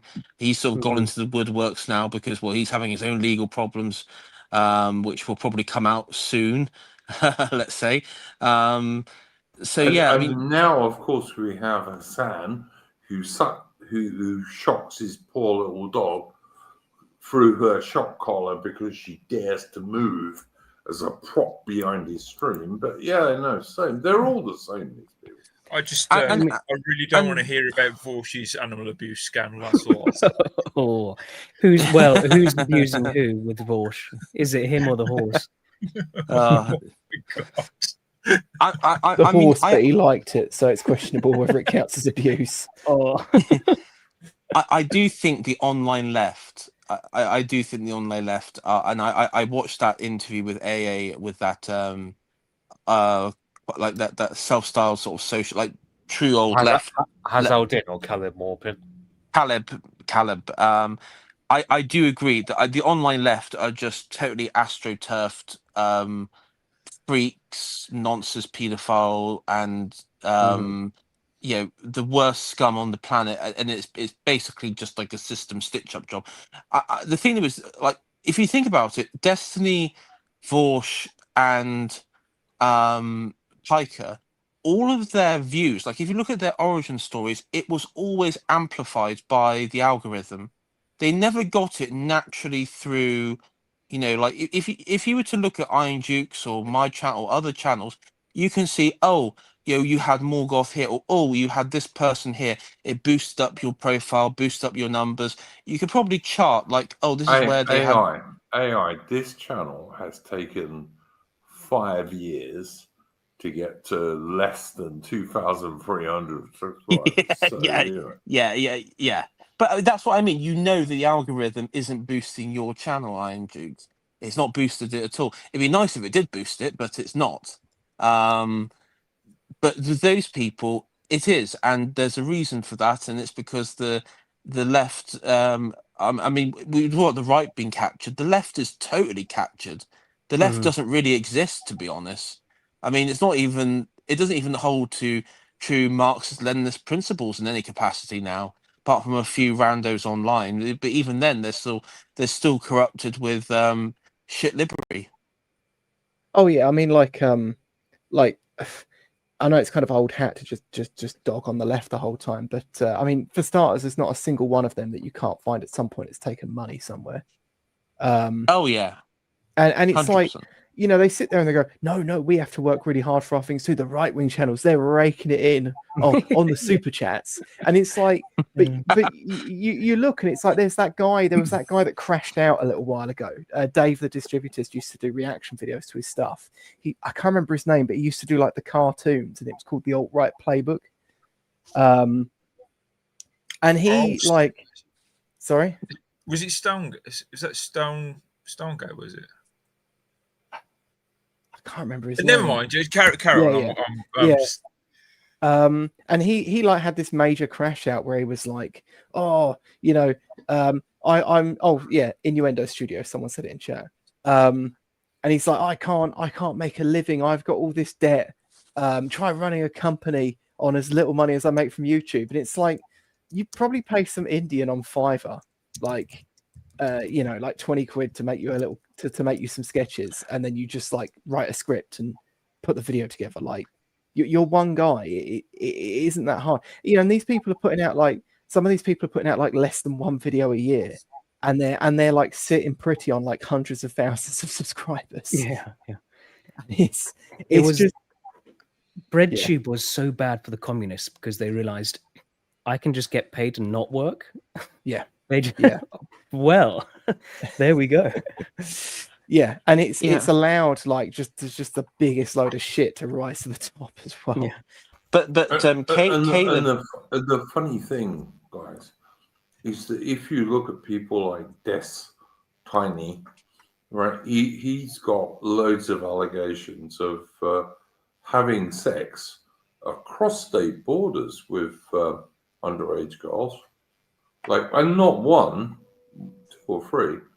And then you have people like Hassan Piker, who uses a shock collar on his dog because his dog's only a prop, and his dog dare not move. I mean, I don't know if you remember, some of you guys won't, but Alman certainly will, and AI and Mitch might. Like, long time ago, when I still had my little cross Jack Russell, he would occasionally do a zoomies and make some noise in the background. And everyone on the channel thought that was nice. It was just the little dog doing little dog stuff. And that's what I thought. Like, the idea of using your dog as a prop would never fucking occur to me because I'm not on the left, you know? Yeah, the old Yeah. doggy camera he's on the bed, and if he moves a muscle, you just make it look like the electrocution scene from Green Mile. Yeah, exactly right, Alan. Exactly right. Well, it's like- None of us would ever dream of doing that. And if the dog moves or even comes up to see you, that's a good thing. That's the dog thinks you're nice. You know? I remember when you got annoyed. I remember when you got annoyed with Orb Reality with that like parrot or whatever it is of hers. Yeah. Like, Oh squawking yeah, in the yeah, background. yeah, I know. Yeah. Well, it's it was just I didn't really get annoyed. You have to understand. All it was the parrot was really noisy. I didn't get annoyed in the sense that it didn't worry me that much. It was just noisy. And I mean, you know, I will admit it did annoy me a bit. I mean, it's a wee bit. It did annoy me a wee bit. Sorry, it's a sorry, conure. Aubrey. Conures are very noisy. Okay, but you know what? It's okay. I'd sooner have a noisy conure than a lefty any day. Any day at all. I mean, you know. But it's like I was saying about all these socialists / communists. That they are great capitalists because they treat capitalism as in the same way they view it as evil. So that they just approach it in the same way because that's what they do. With the left, they always do the worst things because that's all I can imagine. If you get what I'm trying to say. Yeah, I mean, I'll do this a lot where Mercy and Mitch gets occasional barking dogs, but Mitch has got dogs, and I don't know anyone on the right who is against somebody having dogs because everyone on the right likes dogs, as far as I can work out. Well, in an easier way, it's always projection from the left. What were you going to say, Mitch? right, the left do this all the time. But if you're a political opponent of theirs, they have to assume that you're literally the worst person ever. But oh yeah, you must be some kind. For example, let's say you have money. Oh, you must be hoarding it. Oh, you got a dog. Well, you must be a zoophile, or you must be someone who habitually abuses dogs. Oh, you've got X, Y, and Z. Oh, you must be X, Y, and Z. You must be literally the worst person to ever exist. You criticize them. Oh, you want to genocide me? Yeah. Okay. Yeah. I mean, going back to that Caleb chap who was being interviewed, one thing he did say, like he talked about within his network, he's got like a whole sort of like network of sort of business of like I guess you'd say like an alt left or his thing was talking about the effects of mass immigration with wages, like the actual like economic impact and why if you're for the worker you should be in favor of effectively no immigration because of the effect it has on the worker and displacement of the workforce, flooding the labor pool, all that sort of old like lefty sort of stuff. And when he talked about it, these channels like Hassan Piker and everything, they just came out and breadtube at large and just said no, that's fascist. And then accused him of being a fascist.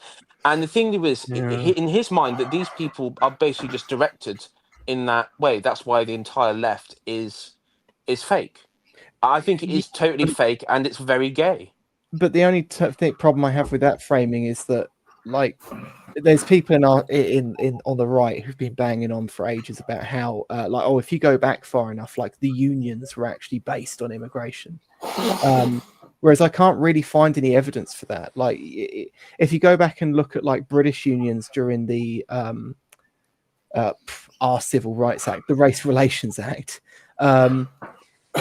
They were all for it. There was some dissent in the smaller echelons of some of the more industrial based unions, but the broader unions. In fact, years ago, I did a video essay, which I don't think is still up, about Enoch Powell, and I found this interview, and I really wish I'd saved it, but it was for some socialist newspaper.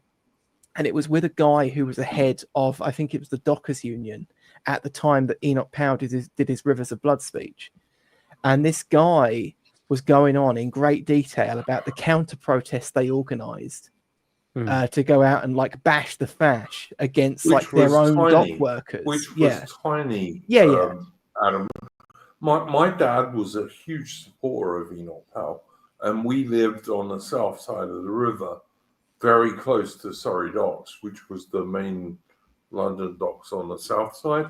And yeah, there were some senior union protests against that, but most of the ordinary workers worked out, you're going to bring in huge numbers of other people who work for less wages. They ain't going to be good for us. Well, this is the thing. He was basically implying that they were ready to go out and beat up their own workers, the people that are paying those unions. And don't think they would have won very well. No, and ultimately, this is why it didn't end up amounting to anything, because he implies that they were quite outnumbered. But then he comes out with a bunch of cope where he's like, they all looked very ashamed of themselves the next day when they realized they'd been had by the capitalist forces. Yeah, but you're talking about literal communists there, Alan. Really? Yeah. But that was the unions, yeah. But the thing was, what was the actual British Communist Party's view on this? Because the Labour Party has always been, I mean, maybe from the left, it drags any sort of it has a lot of influence. It always had a lot of influence from the Russian Communist Party. Yes, Adam. Sorry.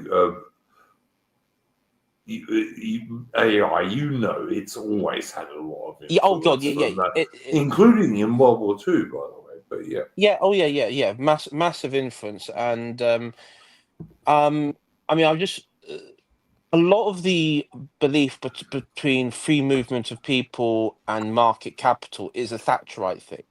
It was a fundamentally a Thatcherite thing, which of course was then adopted as like the new norm among the sort of like remolding of the centre left to the centre right. Thatcher made a mistake. She did, but that doesn't mean that we must forevermore hold on to that any more than Donald Trump's a 90s Democrat, and we've got to hold on to that forevermore. But I mean, I don't know. I want to just say this. Lothar Sheffield said Rupert Lowe had to get someone also to shoot his dog when it was seriously on its last legs. Lowe, good bloke. As far as I understand it, Lothar Sheffield, Rupert Lowe's dog was in great pain and couldn't get to a vet until the next day. And that's why he got the dog shot. And you know what? In that circumstance, maybe. Anyway, that's all I got to say about that. I really want to come on to Adamant's point here, and being apostolic from the right, and I don't like it at all. I really don't like it at all. So go for it, guys. Oh, about like the right. You used to be right, but now you're not. Yeah.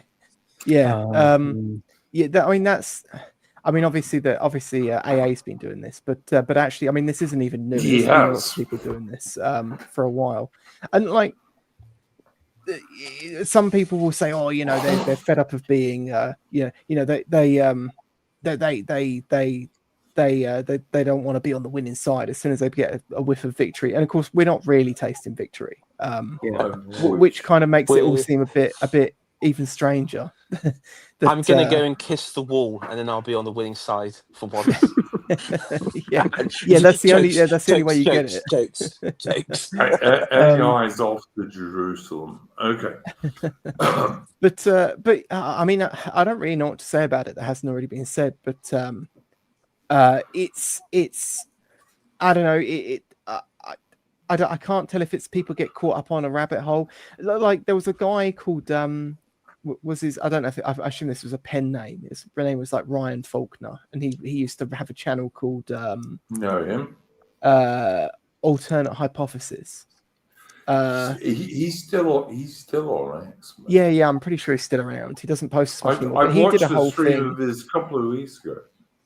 But he had like his logo, his channel logo was like 3 arrows, like the German social movement, but Gay reversed. It was guy, in the opposite direction. by the way. Yeah, But, yeah. And he did this whole bit where he came out and he's like, oh, these leftists aren't real leftists. I'm a real leftist. And it's like, oh, for fuck's sake. Like, to go back to the union point earlier, even if you go back and look at what the union position was on like the 1948 Nationality Act, they either didn't comment, or some of them actually said, no, we're for it because we believe in the emancipation of the global working class. Fuck's sake. Yeah. And it's like that. No, that's ultimately the distinction. Like, you can have social policies that are more pro-worker or more pro-labor, but ultimately the distinction is going to be whether you believe in an inclusive global order or an exclusive national or local order. Adam, would you agree with me? And my dad was a big Enoch Powell supporter. Okay,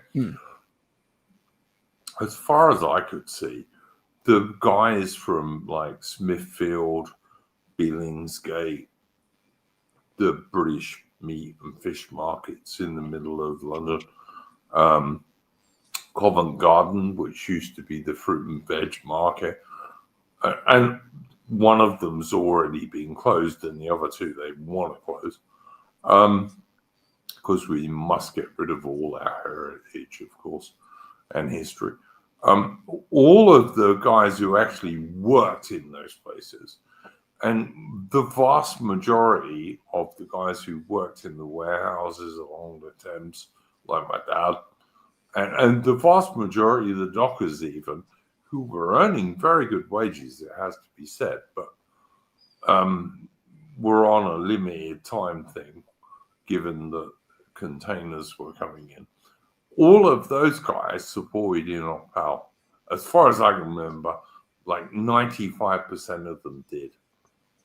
They totally supported Enoch Powell. Yeah. And they realized if you're going to bring in people from the third world, all you're going to do is drop our wages.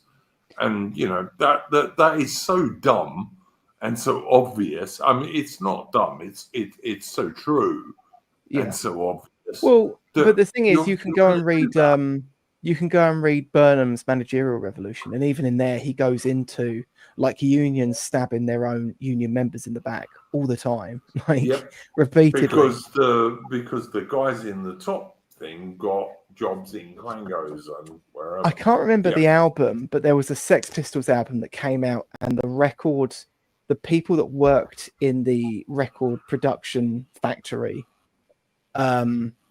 protested it. And I might have to go back and double check, but I don't think they actually got union support. I think they had to do it off their own backs. I thought they only dropped one album. Yeah, I suppose. Yeah. I can't remember if it was a single or whether it was if it was the album. I can't remember which. Well, they had a lot of problem with God Save the Queen, didn't they? Yeah, that must have been it. Yeah. All I'm saying, guys, is that if you are a British worker in the 1960s or early 1970s, right, when Britain was at least 96% Anglo-Celtic white people, why on earth would you support bringing in tens of thousands, let alone hundreds of thousands or millions of third world immigrants who are just going to push your wages down and down and down? That's the only reason you would do that, is to push your wages down and down and down. I'll be honest, I don't actually think people are that motivated by materialism. I kind of think, like, if you look at Maslow's hierarchy, like the very bottom tier, bare survival, is a material tier. And then once you go beyond that, everything is just status seeking after that. Hang on, Adam.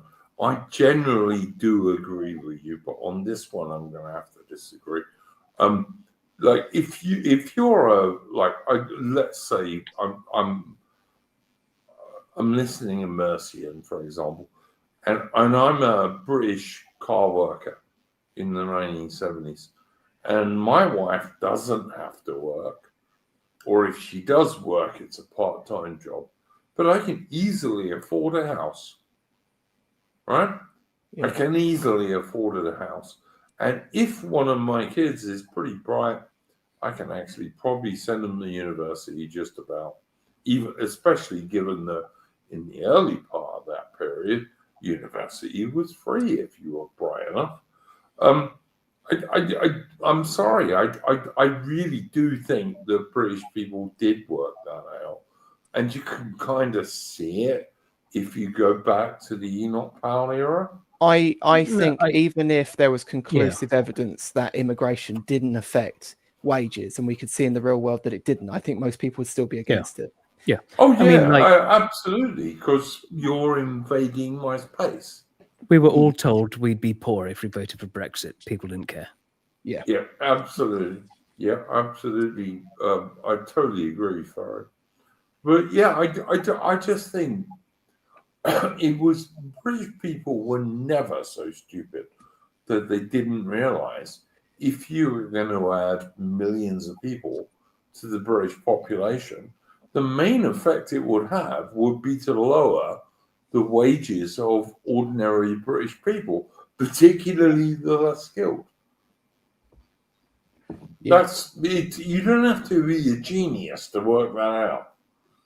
Yeah, I mean, it doesn't really matter now because we all just have a national wage. I mean, between wage compression and the minimum wage, I mean, every time you bring up the minimum wage, some spastic will be like, "Oh, actually, it's called the national wage." It's like, yeah, that's a suitably communist name for a suitably communist concept. So we all just get paid the national wage now. Let me ask you, Alman, because you know about more about this than I do. Like I heard Dan say that they're trying to make everyone in Britain, like even the most well-qualified guys, earn between 20 and 35,000 a year, which is not a lot of money. All right? There's a person. I know that there are people in our chat who are in professional roles who basically earn pennies above the minimum wage, and that's it. Yeah. Wow. But once you can input all the taxes, all the various benefits you can and cannot get, then yeah. Once you get to 100,000, if you manage to get up to there, then it really hits you. You start getting hit with a lot more taxes. You lose a lot more child credits and stuff. And they justify that because they say, "Oh, well, that puts you in the top like 2% of earners," but that doesn't buy you because of the living expenses. That doesn't buy you in, let's say, the country's capital, a lifestyle that you would actually consider rich anywhere else in the world. Well, You can't go and buy 5 acres in the home counties. No. Well, It's like I know for example, let's say lab technician at university. That's basically minimum wage, like 25 grand. Yeah. Well, so it should be. Lab technician, like that should be quite a bit above the minimum wage, to be fair. But yeah, all right, Mitch, I'll tell you my private story about this. My tutor, when I was in like a small boy, a teenage boy in the 70s, was an ex-Church of England dude who was born in India in like the early 1900s. And he ran a Waterloo church in Southwark, which you can find quite easily. And they were called Waterloo churches because the bells were cast from French cannon captured at Waterloo. And he took me to London University to see if I wanted to be a lab technician. And all he showed me was like loads of little guinea pigs and hamsters and a dog and dogs and a cat with like vile things in their heads and stuff. And I just said to him at the end of it, I said, I wouldn't do this if you paid me. Because like I like animals and I especially like dogs, but I like all animals and I'm not ever going to be cruel to them. So yeah, I get what you're saying, but fuck lab technicians, really. Not all of them are engaged in animal testing. To be I'm fair, sure not. I'm sure not, man. I'm sure not. And listen, you know what? I like all dogs and a fair number of humans. And if you're gonna do tests on dogs, I'll shoot you. I would happily kill you in Minecraft, of course. In Minecraft, of course. Anthony Fauci did. In Minecraft, man. Yeah, and he's probably paid quite a bit above the minimum wage, to be fair. Not Yeah. that he deserves it, but Oh yeah, yeah. But yeah, I do. What I'd like to ask you guys is, what do you think about these people who became very successful, made loads of money, and are suddenly repudiating the riot? I don't get it, guys. I mean, I'm not going to do it, but what do you guys think? well, it is part marketing ploy, isn't it? It's Yes, it's a way of creating faux absolutely, drama and still pretending like you're on the outside, which of course is silly because like just because Trump's in the White House doesn't mean the left aren't still largely dominant in all the institutions that make up the web of alternate media apparatus that we all reside within. So from that perspective, it's kind of pointless. It's also just a silly distinction. The idea that actually I'm the real left, because I'm racist. It's like, okay, so what makes the left and the right distinct then? Oh, nothing, it seems. You could kind of see this as well because a lot of these people started describing like the Tories as centre right when all of us just called them other leftists. Yeah. And these same people will talk about like, well, we don't have left-wing economics, we have neoliberal economics. And I look around and I just think, I don't really see any part of this. Like, we were just talking about mass wage compression. You've got Gary Stevenson running around banging on about like inequality. We actually have quite large amounts of equality now, and everyone hates it. It's worse than ever. Yeah, it's like one thing they're doing is like yes, you have for example like one thing the Labour Party's doing is they're going to cut down on they're going to tax people more for like having a private pension because we have to be in our retirement. So essentially, you're going to have a situation where everyone's just going to spend their money because the government will come in and take your money if you try and save up for your pension, like as a private pension.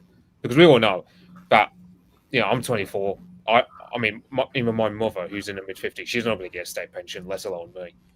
So we're all just going to be equally poor. Like we're just going to be that situation where, like, you look up what it was like, for example, in the Great Depression, like before, like or like let's say, who was the parents of a boomer generation, like silent generation or greatest generation, who would have Mitch, let alone if your mum, if she had a good job, was trying to save up enough to get you a house, not a chance, babes. No, it's like so the average wage near me is like 32 grand. The average house around me would be around, let's say, the average house price about 250 to 300 grand. So by yourself, there's no way you get a house. I live in a similar area, and an average house. I've seen a lot of average houses go for 375,000. Yeah, that's what it is when you're me.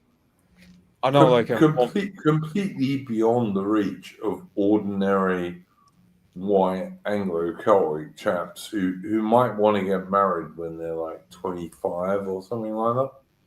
Yeah, it's like so the thing about my area is it's like a live to work area. You only live in my area. People only live in my area because they go to work in somewhere like Warsaw or Wolverhampton or Birmingham or Stafford or somewhere. And we just can't.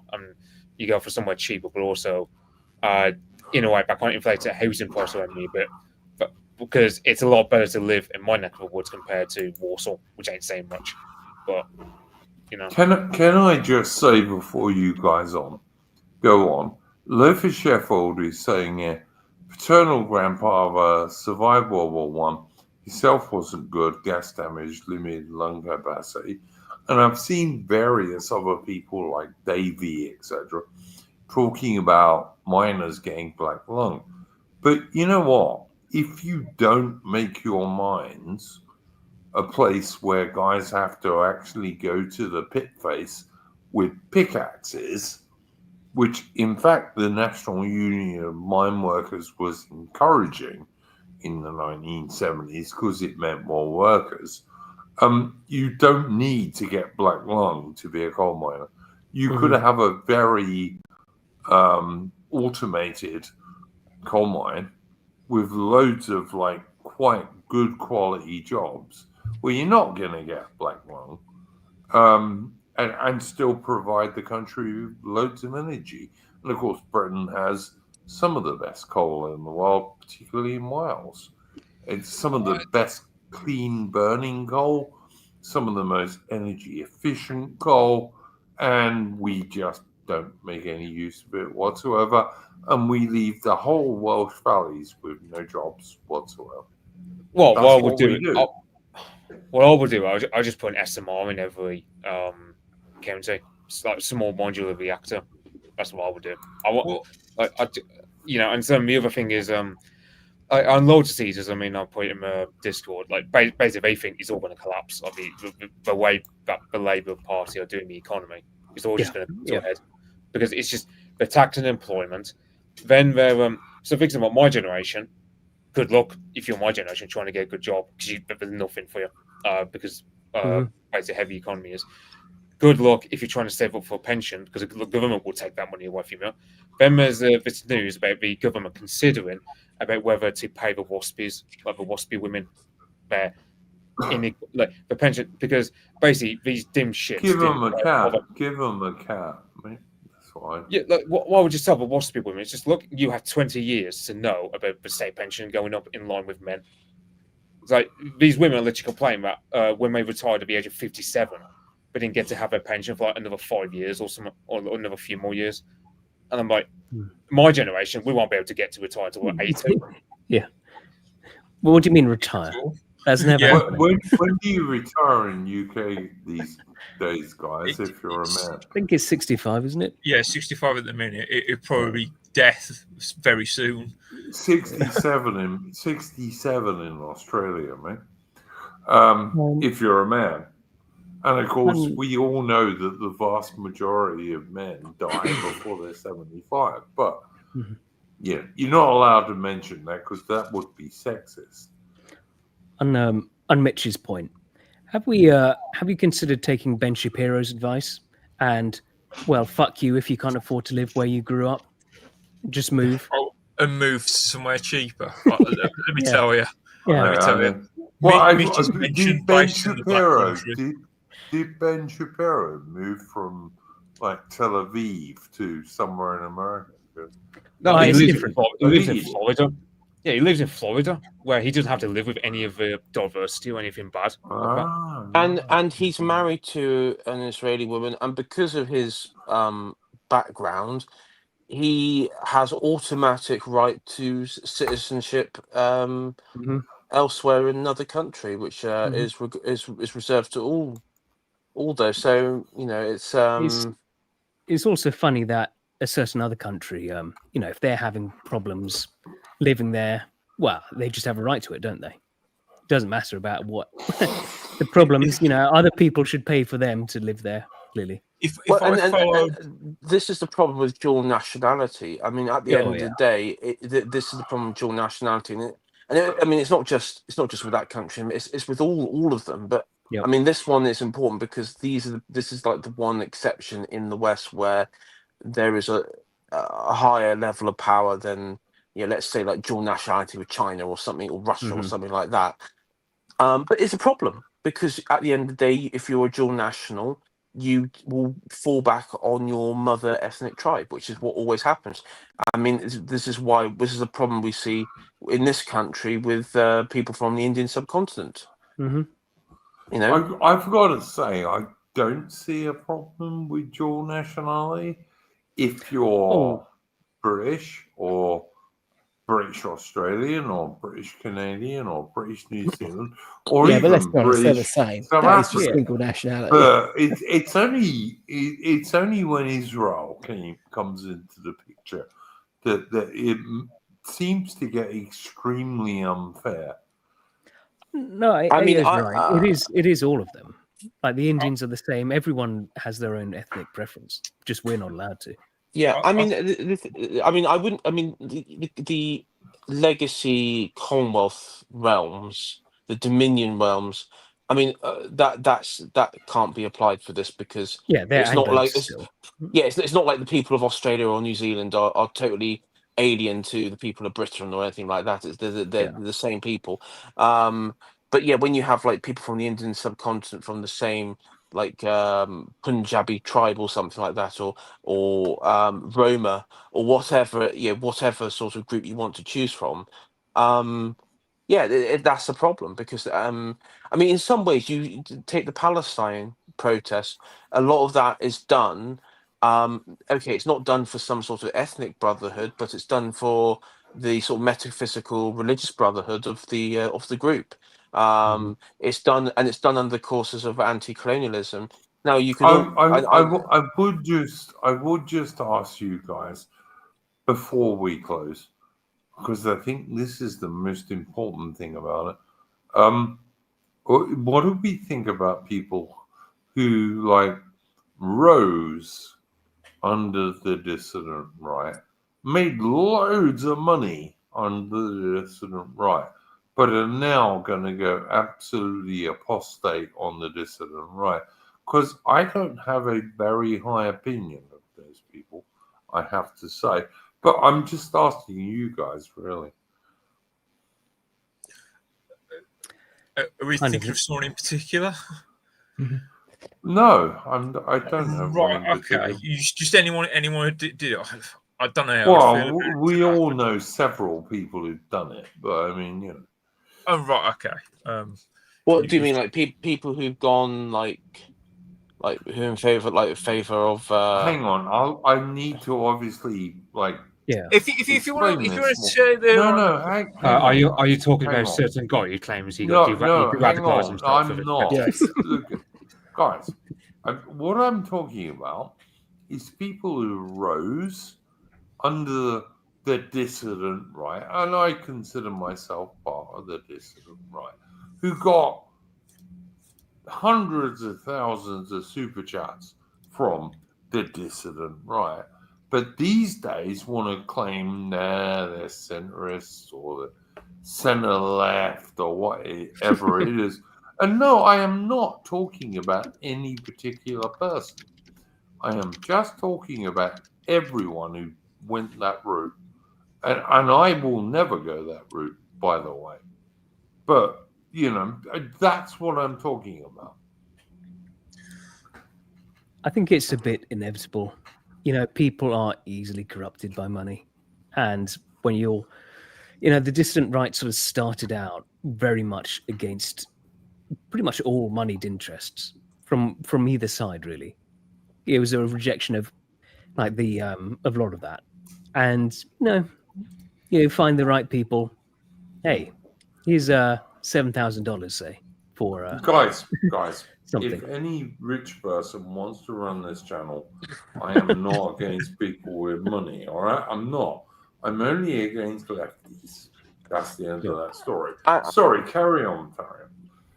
But yeah, it's just, I think you need people of real moral character to just go, no, fuck you, in the face of a lot of money, a lot more money than what they'd be getting on just super chats. I think people. I mean, number one, it depends what you class as dissident right now. If you're talking about like nationalists, people who are like nationalist minded or have like their own self group interest, and still perform that, and you abandon that and become like some sort of globalized citizen, then that's AI. a disgraceful move. On this channel are dissident right, as far as I'm concerned. All right. That's what I'm talking about when I talk about dissident right, is people like us. I mean, I get the frustration. There are a lot of people. There's a lot of channels. A lot of people that we know. I mean, we mentioned one particular person who was pals with back. I mean, yeah, a lot of people have become politically have sided with the enemy. think- I mean, 100. they've sided with the enemy, and I mean the Wellington Project people. I mean, I would sort of consider that in some regard, Yeah. and I mean, it's not even just politics; it's just the sort of behaviour. And look, I mean, You see, I was going to say, sorry. You see, like, Yeah. it's just they've sort of had this shift of rather than any sort of principle. It's just they've decided, you know what? I just want my color to win. So long as my color wins, and I say, oh look, my team won, then I'm right. Yeah. And it's like, but what's the point? What's the point if nothing's actually changed? What have you achieved? You haven't won anything. And they just, if you don't it's like, support the real British people, Harry, yeah, what the fuck are you? exactly. Right? It's like, Yeah. oh, well done. You won. Your team won the election, but who I gives a mean, shit? take the Tommy Robinson supporter. The reason they support Tommy Robinson is fundamentally is cope. Yeah. They hope with all hope that if they support him Yeah. and his endeavours, that this would further improve the lives of the British people. And they have you could build this international coalition of ex-Iranian royalists and Zionists and all these sorts of groups and fellows, which you see, all together at every sort of public protest and everything like that. AI, could I ask you, and everybody else on this stream, does anyone on this stream want to see an England flag or a Grand Old Union flag underneath an Israeli flag? Because I don't. And as soon as I see that, I say, that is not my people. No, but there's a lot of people there's people who were on the right, people who claim to be on the right, who have sort of mentally justified that image as a way of getting what they think they want. But in reality, you get nothing, Yeah. you get nothing, and them lot over there get everything. That is and that's something where a lot of people have become frustrated. And I know people in chat are making sort of references to AA. I mean, first of all, I don't know if he ever claimed to be distant right. I don't actually know if he I claims he never never claimed thought that. he was on the right. I never No, thought he was no, on the right. I don't think he ever claimed to be distant right. I think Mr. D kept him a bit on the straight and narrow, and yes, that is an absolute pun, guys. But the thing about Nima Poffin, he's just a terminally disappointed Blairite. Like he'd be a whole. He voted for Blair. He voted for he just adores Blair. Absolutely. Yeah, he's just a Blairite. He's just disappointed at how shit Labour are these days. People also forget that back in the day, AA used to stream with the Brazier, and the Brazier is absolute shit lib. Well, Yeah. you should be cutting off from the number of fences he's been sitting on all his life. Yeah, he was. And I used one to of those say people, that on AA streams, by the way. No, Yeah, he's one of those people who are just. But his adoption of the centre left monocle, which he put on, is not so much. Oh, he agrees with the centre leftists. It is that he's the centre right in his mind doesn't exist. So that's why he's gone. It's just like MAGA Zio slop world, and that's why he's adopted centre left as it's basically just like a protest position because nothing exists on the right.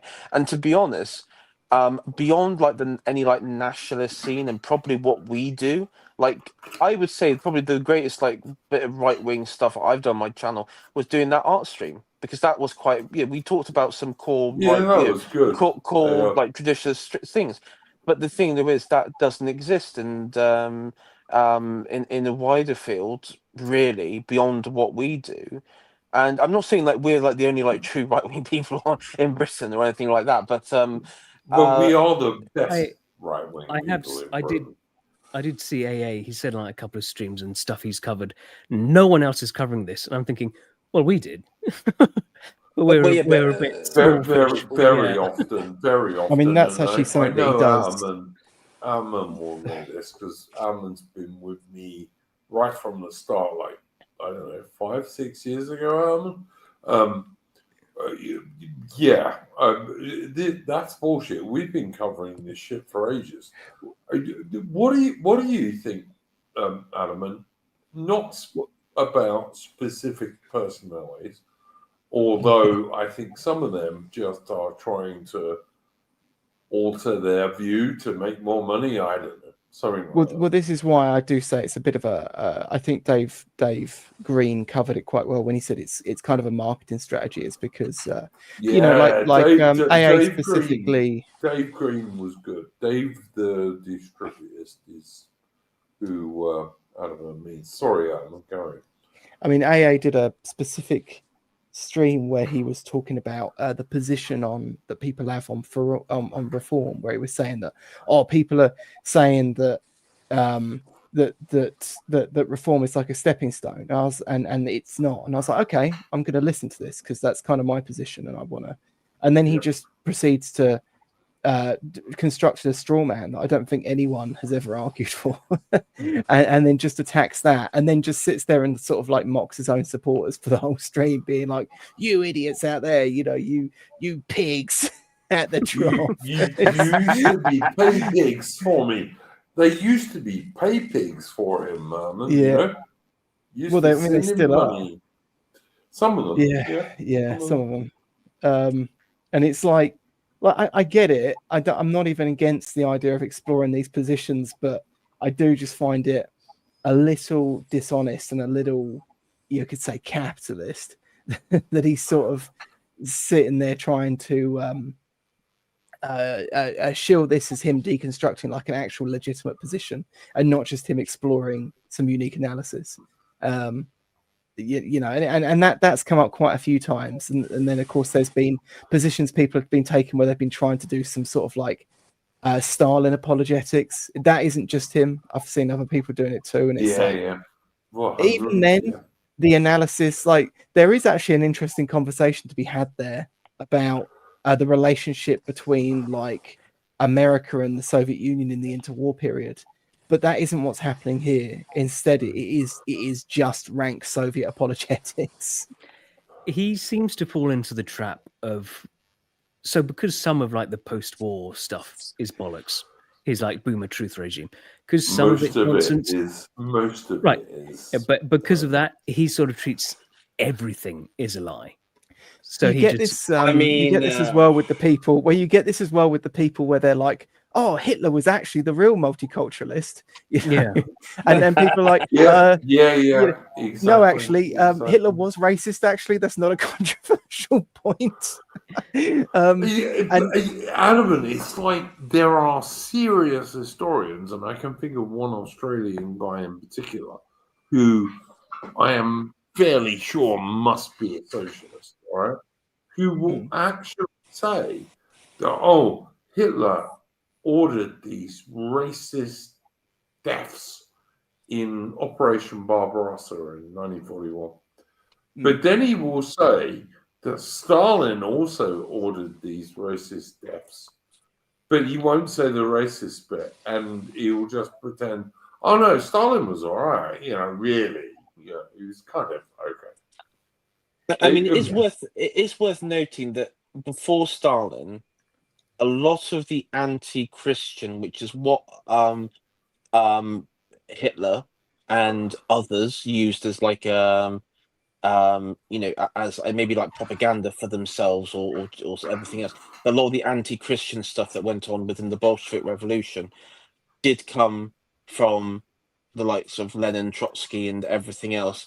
Because they were nice guys. Well, they were nice. Yeah, they were nice, pleasant guys. Yeah. And yes, Trotsky and the Trotskyites were removed by Stalin, and they went to America. And Major General Richard Hilton talked about it in those chapters. He talked about it. Now he had some very particular views because Trotsky and others came from you know, certain subsects in Russian society. And they end up influencing the neoconservative movements, which might explain a few connections today that we've been talking about. Now he says it explicitly. That's his view, and that's his post-war view on that. And I will say on Duke, I give him the benefit of the doubt because I don't see why he would mislead us in that analysis. I think he was spot on. Yeah, I Yeah, will. I I, like I, Major I, General Richard Hillman and your book, and you've got like several episodes when you look at that on your channel. He was just a pro-British guy. That's yeah, what he was. Sorry, Mitch. Carry on, mate. I was going to say with regards to World War II. I mean, I would say like a lot of it relates more to America because I mean I'm reading a book of the Pacific War. I'm reading, for example, about Stilwell and other guys involved in the American side where they let's say they're centrist or even in the case of Stilwell who's a Republican, but like moderate centrist types or even like slightly to the left people. They all But when it comes to Stilwell China, hated the British, as I'm sure you're Stilwell going to hated say, everyone. Mitch. Stilwell But yeah, hated, no, and but he he was hated by everyone. especially hated the British. Yeah, everyone hated him as well. So even George C. Oh Marshall. yeah, absolutely. No British guy like Stilwell.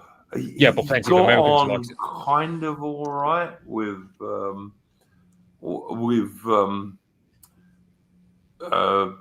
British commander in the area, but Bill that was Slim. only because Bill Slim, but he was an extremely nice man who everyone likes, basically.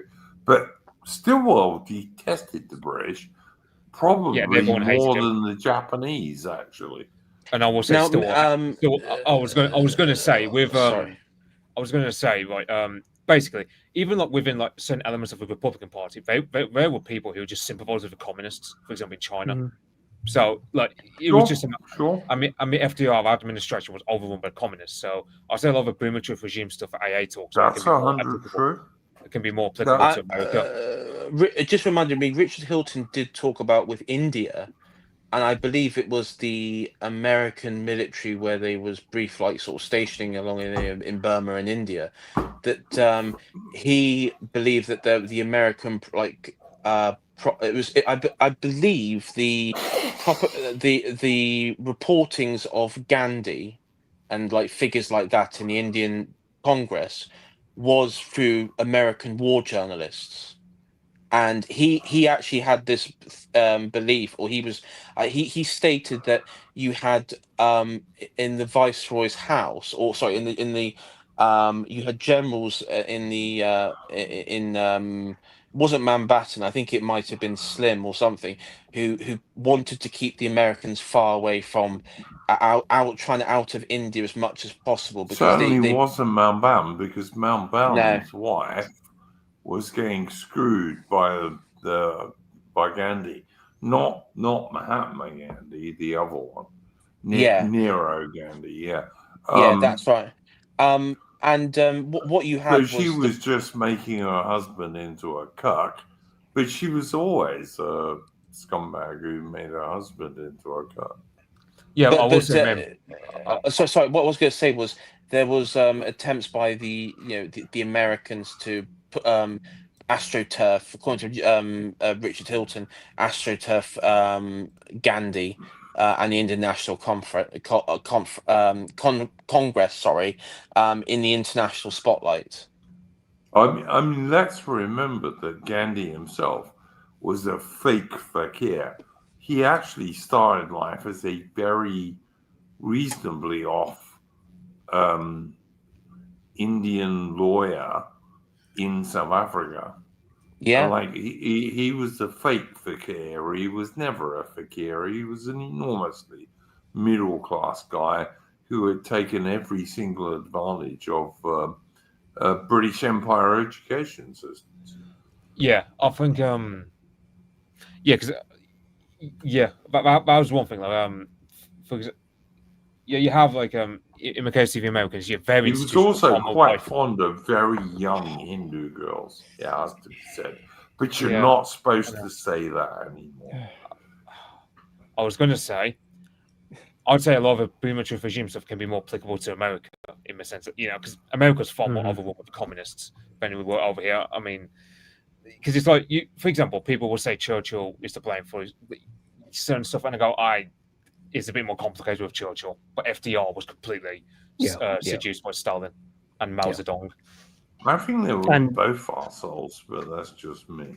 And FDR definitely hated us. Oh yeah, you know what's funny? Oh right? yeah, 100. Yeah, you know, this is funny, right? So FDR hated British Empire because he said, "Oh well, we screwed over the Chinese." I was like, "Well, FDR's grandfather was selling opium at the same time we were in the Opium War." Yeah, but the Americans always took advantages of what Yeah. Britain and other powers did in Europe and then slagged us off for taking those advantages after they'd taken them for themselves. They were always hypocrites. I mean, yeah. There's one. Look, you know, whatever. The sort of the defense I see from like the American side is, well, why wouldn't we? It was in our national interest to take advantage of you. And yeah, sure. But just like, I'd appreciate if you could stop acting like you're the good guys. Yeah, how about like coming You know, out with bollocks now just- when like- we're both fucked?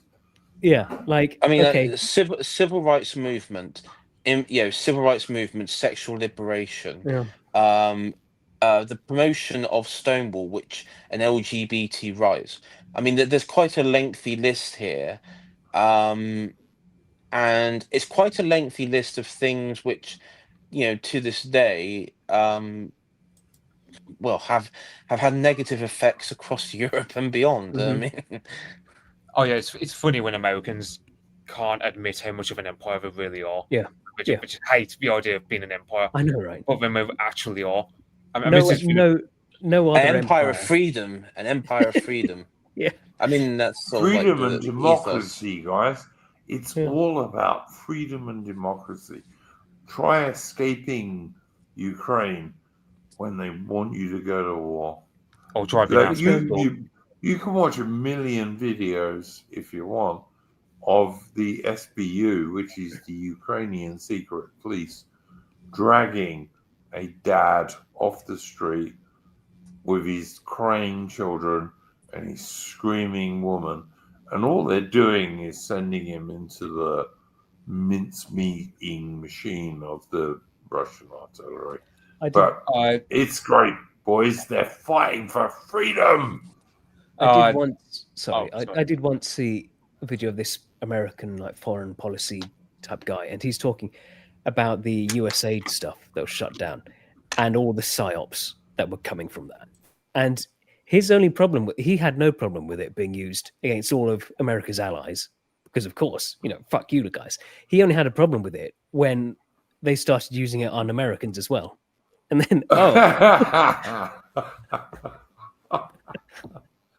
now we've beta tested it on those fucking Europeans. Yeah, let's roll it out to the Americans. And you just Yeah. Everyone is foolish if that's the way they think the world works. Adam, what do you think, mate? Oh, Adam's gone. Oh, is he? Okay. Sorry. I don't know what you make of WG1807 saying the generational theory stuff. So when people talk about the boomer generation and all this, that's only more applicable to America as opposed to post-war Britain, for example. No, I think it's true to everyone in the 60s, 70s, and 80s. I really do. I will say, like, I'm looking at Russia, for example. Their boomers can be big gay with some of third worldism, shall we say? Like Putin, for example, can be too much third worldism among others. But don't forget, Mitch. If you were a boomer, like I got a computer in '96, maybe '97, and then I got access to the internet. But they weren't that common back then, So before the utter scumbag Tony Blair, but you've got to look like boomers prior to that. All they had was the mainstream media, and as we know now, they lie constantly. They just lie all the time. In fact, they almost never tell the truth. How long do you think that's been the case, though? Oh, I at mean, at least since the 40s. 1945. I will say, because one time I was looking at the Iranian Revolution, 1979. I mean, people were back then were accusing the BBC of supporting the revolution. So it goes back a long, long way. in terms of the BBC. It does. I think it goes back even prior to World War One, to be honest. To be fair, the media always has been sort of a moneyed interest. So, Americans literally created the term yellow press, didn't they? Yep. Although that was also used for magazines that people like Oscar Wilde used to put up, which were not particularly political, but they were subversive, for sure. Yeah. All right, guys. Any final points? Oh, could I have my? Could I just briefly mention my? Oh, didn't I give you your No. one? There you are. No. Go for it, mate. Go for it. You can have as long as you like, mate. Oh, cool. So, a news story has broken in my neck of the woods, and that there appears to be an official grooming gang in Bristol, and officially recognised. I mean, let's be honest. There's more than one. There's definitely more than one, but and they've been arrested, charged, and what have you. They've all been named, usual suspects, and everything. Now, one thing that's quite interesting is we talked earlier that, of course, Oxford has had it, and what you're seeing is you're seeing a trend where the grooming gangs are now moving beyond, working class areas in northern England, and actually targeting the sort of academia centres on middle and upper class and student Poor areas. little middle class girls, in other words. But yeah. And also student areas and everything else, and it's areas of which the Green Party and the Labour Party and Liberal Democrats have huge support, particularly in Bristol, where it's basically like Green Party central. And what's interesting in this is I actually think, now this is a bit of a crazy conspiracy by myself. I actually think while of course the perpetrators, there's tribalistic network there that does it. I uncovered a few years ago in Bristol this organization that was engaging with the local community, quote unquote, of the local indigenous community, something called the Family Sex Show, right? The Family Sex Show. And this was revealed to me by a couple people at the Mallards. Okay. Yeah, no, this was uncovered by the people at the Mallard, and I think Jess Gill or someone like Gil. that. Yeah. Gil, yeah. And it involved a a charitable stage group financed by Arts England, and also a London Borough council as well, which I can't remember. I think it was like Camden Town or something like that. I can't remember which borough it was. Why precisely. is this a surprise, AI? Because this is just what I would expect third-world immigrants and their supporters to do. Yeah, and what I discovered in this was that they had it on their website. It was at the Egg Theatre and the Bar Theatre. These aren't like and Tobacco House theatres. Now these aren't like some random theatres. These are actually. So were they kind of saying like, join our theatre and our white girls are your sluts, basically? Because that's what it sounds like. No, it's actually even worse than that. It was encouraging. Okay. It was worse that they were basically in this. They were encouraging theatre, like these sort of theatre productions where they wanted all children, like from toddlers, I think I remember this, to explore their sexuality on stage with actors. Okay, with actors who were selected from people online.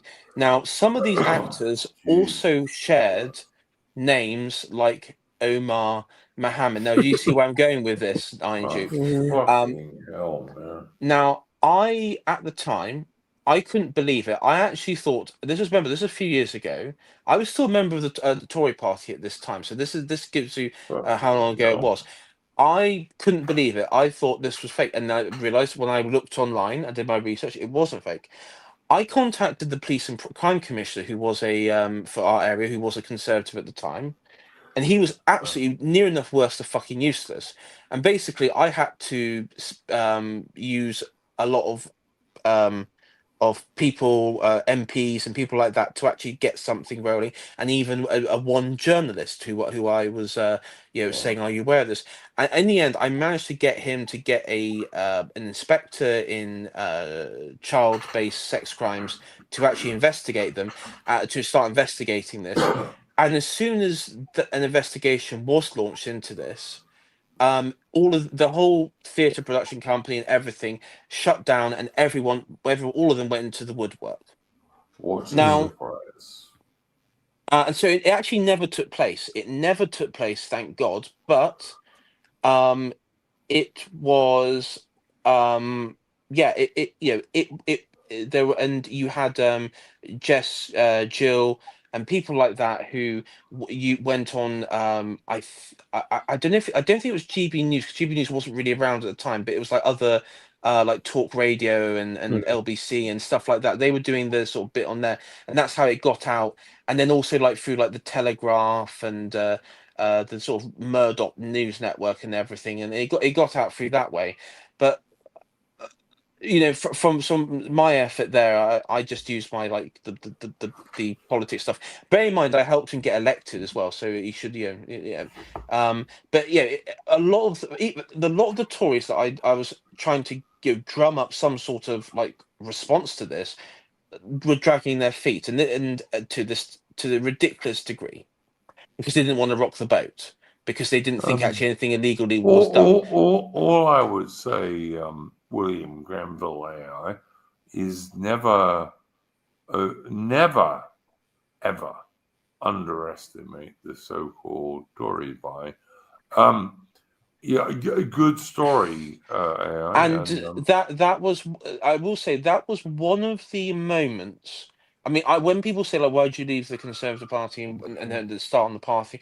That was one of several instances that sort of got the ball rolling in my mind, where I was like, "What the actual fuck?" Like, these people are quite obviously fanatical left wingers. Like, why aren't we? evil, the AI, the evil. This is, I mean, like, it's obviously this is something that you could, and they wouldn't touch it until I had to really like, when I said I was, talking to journalists and stuff, that's like, oh, we better do something. Good on you, We better do Good on something, and so yeah, I mean,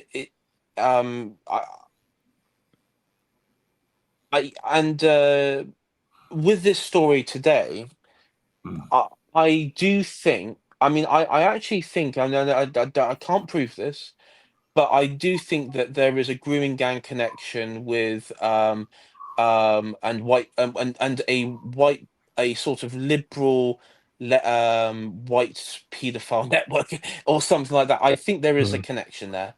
I think there is a connection there, and with those sorts of types. AI, I'm sure you and I, everyone on this panel, and most of our audience knows that two-tier Sir Keir Starmer has a very, very, very intimate relationship with at least 3 Ukrainian rent boys. And the people who are saying that if Starmer goes, we might get the first British gay prime minister. We all know that we already have one. And these 3 very young Ukrainian rent boys have been totally lost by the British mainstream media. But you know what? We know they're there. Everyone on the right knows they're there. And, Starmer's family life is a lie, basically. And everyone knows that. But no one, like the BBC, the IEV, any of these other channels, none of them are brave enough to say it. But it's an absolute truth. He's a gay guy who's pretending to be married. And the reason he has 3 Ukrainian rent boys, and rent boys, for anyone who doesn't know, is like a teenage male prostitute for gay guys like Sir Keir Starmer. But Can I ask you a question, Iron Duke? What, mate? You're a historian. I know this is a big subject as a historian, but like, can you think of a population that's been gaslighted any worse than the Brits have than today? No, never. The closest that I will, the closest is probably the self-loathing instillment into the German population, but that treatment is the same that happened to us. And it's the same thing. It's basically the same thing. People say the Germans, but that was done by their enemies, whereas ours has been done supposedly by our own people. That's my problem. Like you know, true. Britain constantly we'll get Zionists saying, "Oh, Britain, Europeans, and the Holocaust." As far as I know, every British guy I knew was not particularly in favour of the Holocaust, although it was by no means a major reason for starting World War II. But you know what? I don't know any British guy who fought for that, to be honest. It's like the stuff about the boomers. We do have to remember they've been subjected to probably the most extensive, wide-ranging psyop in all human history. What? Yeah, be a cunt and therefore make your country a country of cunts, basically, which is what they've done. But the stuff they believe, it's nothing like nothing's happened like the psyop that we've been under all these past years. I tell you guys, we had like the 11th, a couple of weeks ago, the Armistice Day, and every single British sailor, soldier, and airman I have ever met from World War One, and I met quite a few of them when I was a teenager, and World War Two. These days, two-tier Keir Starmer and Labour, and probably the Conservatives too, in air quotes, would describe them as far right and racist. Nearly all of them. They were all British patriots. Take that veteran who was recently on Good Morning Britain on ITV. He said that basically this he was saddened by the state of the country that and that vile lefty woman on the show treated him like he was a child instead of 100-year-old veteran who had seen things that she would never even imagine. I was pissed off by the male diverse presenter who couldn't wait to give. What did you mean by that? What did you mean by that? You're a racist, aren't you? You're a racist. That's what he wanted. He couldn't stop himself. Yeah. Absolute scumbags. But that woman treated that 100-year-old veteran as if he was a child, because that's what women do, because they're idiots, women. It's more than just like people talk about their betrayal. The younger generations that sort of have betrayed what they fought for. It's so much more than that. It's every generation beforehand, because that's what a nation is. Going back to beyond Alfred the Great. Darian. Every single British generation going back to beyond Alfred the Great didn't believe what they try and tell us every day on the mainstream media is the truth today. All of these people need to be destroyed. They do. They've got to go. But the real Britain must rise again. The people who ran a third of the world and a quarter of the world's population from a little island, we need to rise again. Mm-hmm. Glorious. Could you imagine it? Imagine a country where you could get any kind of job and you could afford to move into a house. Yeah, you could say, I'm 21 or 22 or 23 years old. I want to get married. This woman seems nice. Let's get married and have kids. That would be fabulous, mate. Merci. That's the world you want to live in. And when people look back, and I think that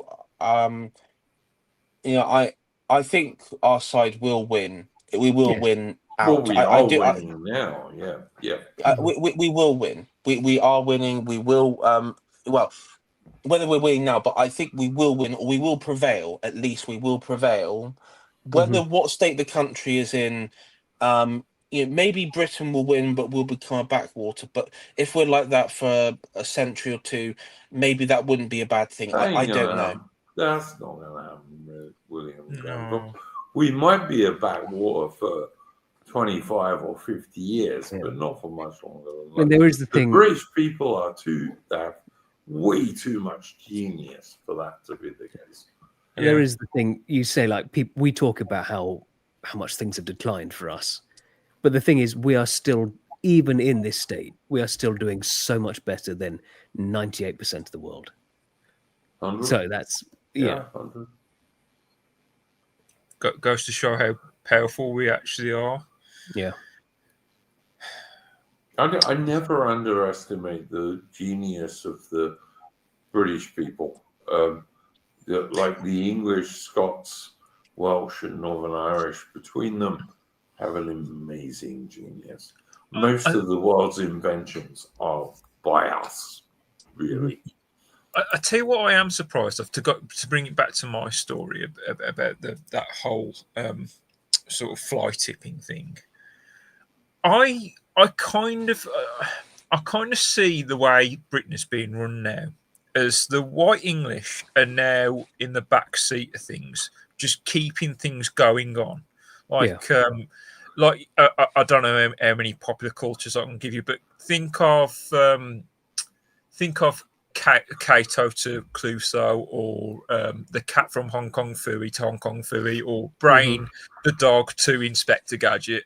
As how I feel like Britain's actually being run, and they, certain people don't want to admit that that's kind of what's happening. But it kind of shocked me about the whole fly tipping thing, because I feel like maybe if we don't get a grip soon, we're not even being the backseat character, and we're starting to show signs of it. So, I mean, there is the point of like we're saying, the how little they want us to be earning, like 25 to 35,000, and there is just every day more and more people just think, well, fuck it, I'll just go and benefit. Why bother? Fuck off to another country and far more money, or just go and benefit and not work, because it's the same. You're making the same money at the end of the day. So more and more people are going to be doing that, and then that's a system that will just. I tell you guys, when I used to travel a lot, and like I've been to almost 60 nations in the world. I've lived on 3 continents in my life. And I hate flying these days. But back in the day, I used to do it 2 or 3 times a year, easy, didn't worry me. And I was always very comforted when there was a British pilot. And they were almost always ex-Royal Fleet Air Arm or Royal Air Force. And I always thought, well, at least you got a good pilot who's not going to fuck you up or kill you. And strange to say, they never did, because they were well-trained, good, highly intelligent guys who used to fly fighter jets, for fuck's sake.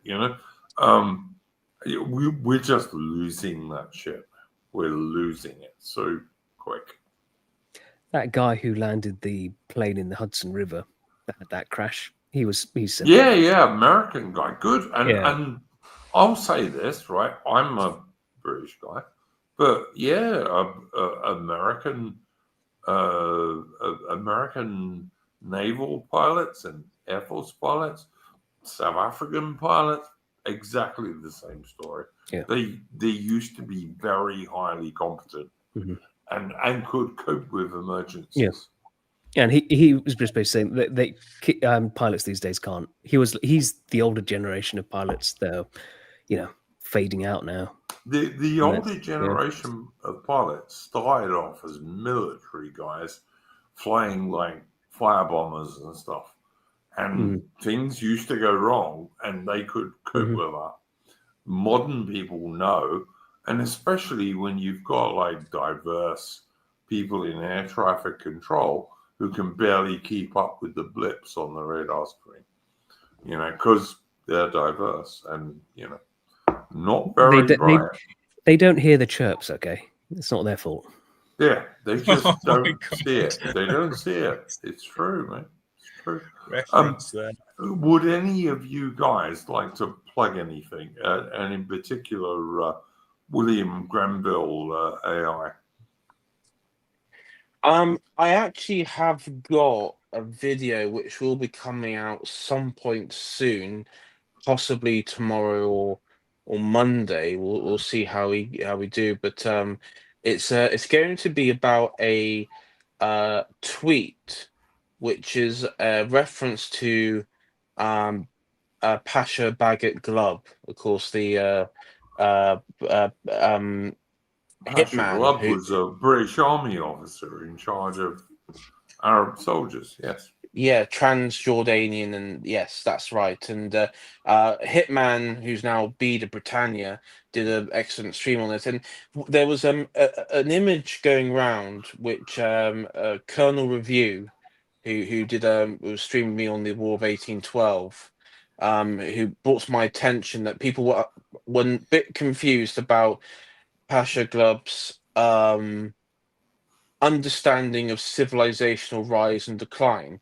One of which was that he dated that the Roman Empire fell in 180 AD, which of course is not true on a material lens. But he wasn't talking about the material aspect of the empire, but actually the sort of like spirit and metaphysical aspect of the empire.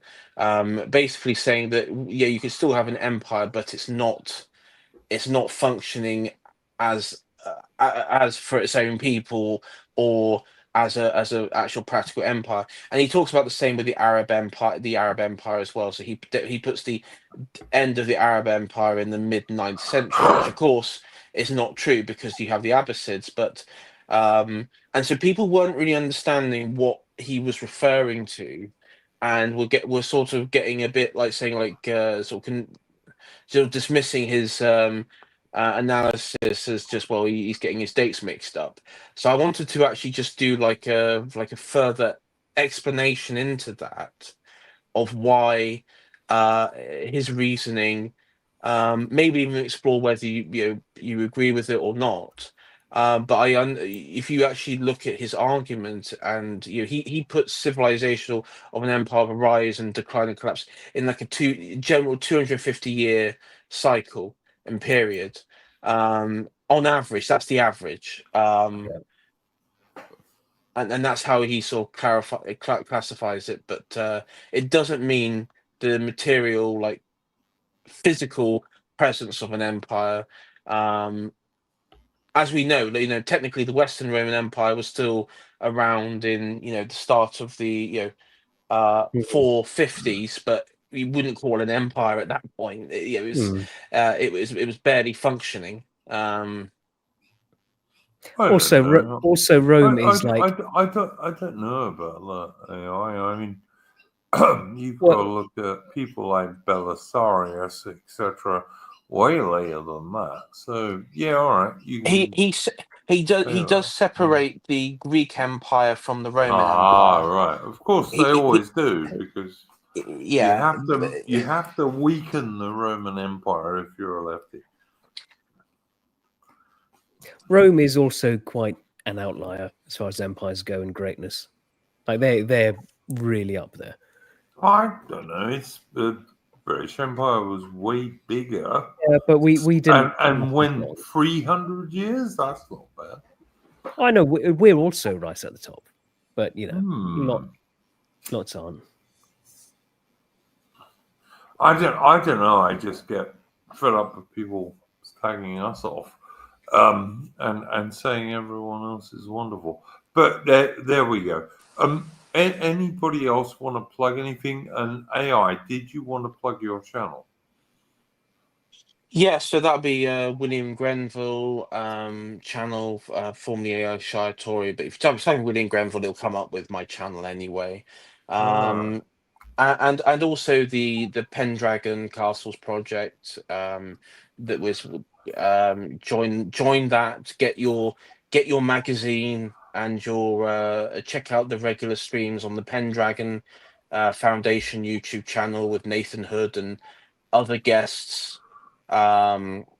Recently he did one with I believe a Canadian chap who lives in Mexico, who was they're talking about the effects of tourism on historical sites like castles, and how it diminishes certain tourists Can you diminish. tell me, William Grenville, is it true that the Dutch guy, I think he's Dutch, he might be Belgian, but I think he's Dutch. Is it true the Dutch guy, Greenville, is involved with the castle project that you're talking about? Yes, he is. Yeah. All right, well, that really is a big disadvantage to me because that guy is not an honest man and not a good guy. But anyway, whatever. I'm not saying anything. I often support Nathan Hood's castle restoration thing, but I sure don't support Greenpool. I will say, just to clarify, I think, from my understanding, his role has been helping setting up the group. When it comes to the project stuff, I mean, I don't. Fair enough. It's just been like advising, like setting up a group, which he has been really AI, good for. I don't doubt you in the least tiny degree. I think I know you're a good man.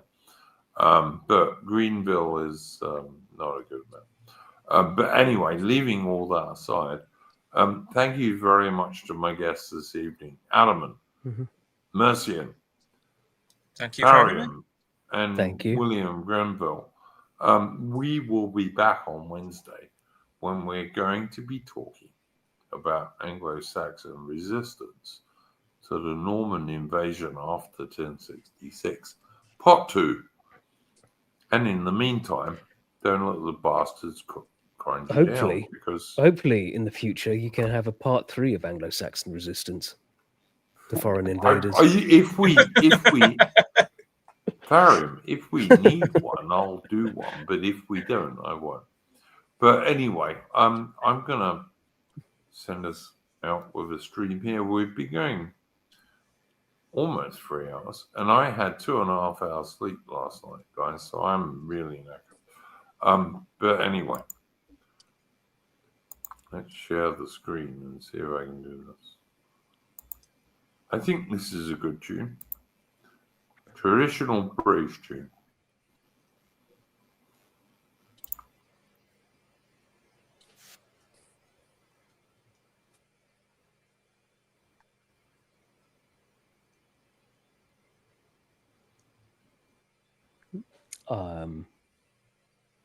Not hearing anything. I'm just waiting for something to happen.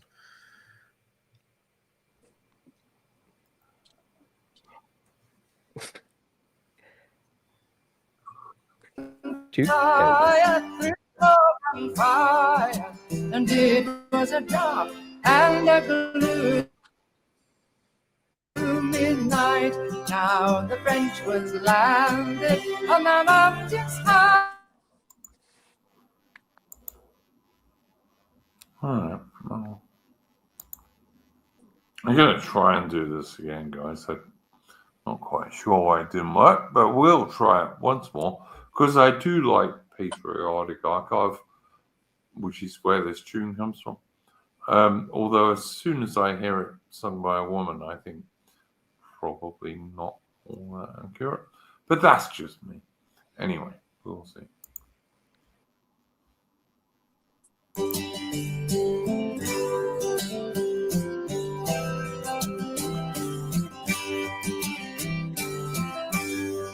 On Monday evening, as we set sail, the wind did blow a most pleasant gale. For to fight the French, it was our intent. Through smoke and fire, through smoke and fire. And it was a dark and a gloomy night. Now the French was landed on the mountains high, and we for heart in the valleys lie. Never mind, my lads, General won't it say, brave lads of honor, brave lads of honor, old England shall win the day. The very first broadside we gave to them, we killed 750 men. Well done, my lads, General, won't it say, brave lads of honor, brave lads of honor, old England shall win the day. The very first broadside they gave to us, they wounded our general in his right breast. Then out of his breast, living blood did flow, like any fountain, like any fountain. And all his men were filled with woe.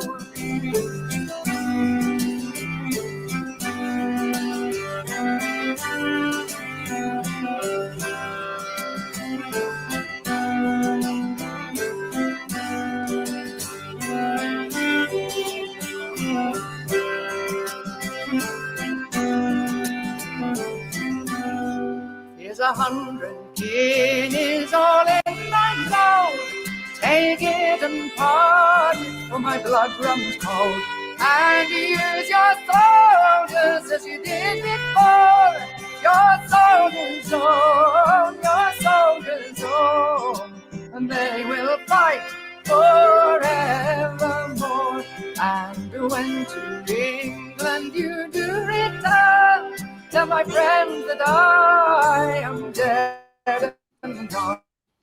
Pray tell my tender old mother dear that I am dead, oh, that I am dead, oh, and I shall never see her no more.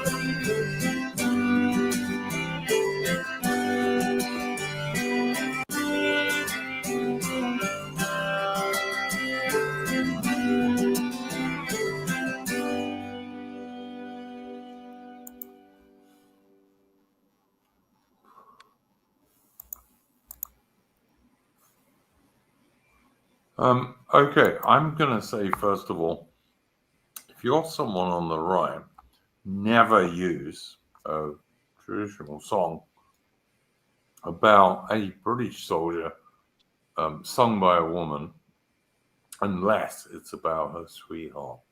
Okay, and now we're going to do our entropy chats. And that's how we're going to do them in the future, is after the song. First one is from longtime friend of the channel, Garen, who for USD $5 just says hello. Thank you, Garen. Your contributions are always welcome. Then we have Pariak Shit Patel, the Indian guy. I don't think he really is, but he says he is. Evening Sars. Any of you familiar with L. Ingalls' work on his Substack, Gates of Vienna? He game plans a UK boogaloo. David Betts referenced it recently, and it is surprisingly a based read. Also, for $5 US. Does anyone have any understanding of what Parakhi Patel says there? Because I don't. From my understanding, it's somebody who talks about how a civil war in Britain would go down, and how it would. It's a bit difficult because I don't want to get our channel. I don't want to get your channel into trouble. Yeah, so, please don't get us banned. AI, that would be good. No, so but It's all in Minecraft, mate. it's all in Minecraft. I heard it's a bit like, and I could be wrong, but are you aware of do you know the Turner Diaries? Yeah, I've heard of those. Yeah. Yeah, so that's all I will say. Yeah. Moving on. Yeah, I mean, look, if there was a real civil war in England, I think a lot of weapons would pass from the British military to the British Patriots on the right. I don't think any would go the other way. And also, Brits are tougher than immigrants. I mean, really much tougher. Like, we pretend we're not, but we try and say, don't look back in anger and all this. This is not how British What people I are would say really. is during the last European Civil War, which would be the Spanish one, there was a lots of gun running then as well. Yeah, and the Brits, many Brits actually, supported Franco, and quite right too, if you ask me. But yeah, we did. I mean, I despise the Republicans in Spain. Raping and killing nuns and priests. Nah, get fucked. And I'm not Catholic, but I just despise those people. And they used to dig up saints' graves and like pose next to their skeletons from 500 years before. They're just scum. And the Soviets supported them under Stalin. Absolute scum. Wouldn't have supported them if someone had given me $1 million. But that's just me, of course. I mean, obviously, I'm not a modern democratic English. Yeah. But yeah, whatever. But anyway, guys, thank you so much to my guests. In future, I'm going to do our super chats after the outro tune. You know why? Because it makes people sit and watch the super chats. So anyway, so yeah, Jokes on you. When I listen back, I'll be skipping it. but you won't AI, because someone could say AI was a total wanker, and you'll miss it if they do that, or they could say AI was totally based, and you'll miss it. So you can't do that. I'm sure I'll live. Well, anyway, that's what we're going to do. Please join us on Wednesday for Anglo-Saxon resistance to the Norman invasion in 1066, part 2. And in the meantime, don't let the bastards grind you down. Go, War Boys. And girls.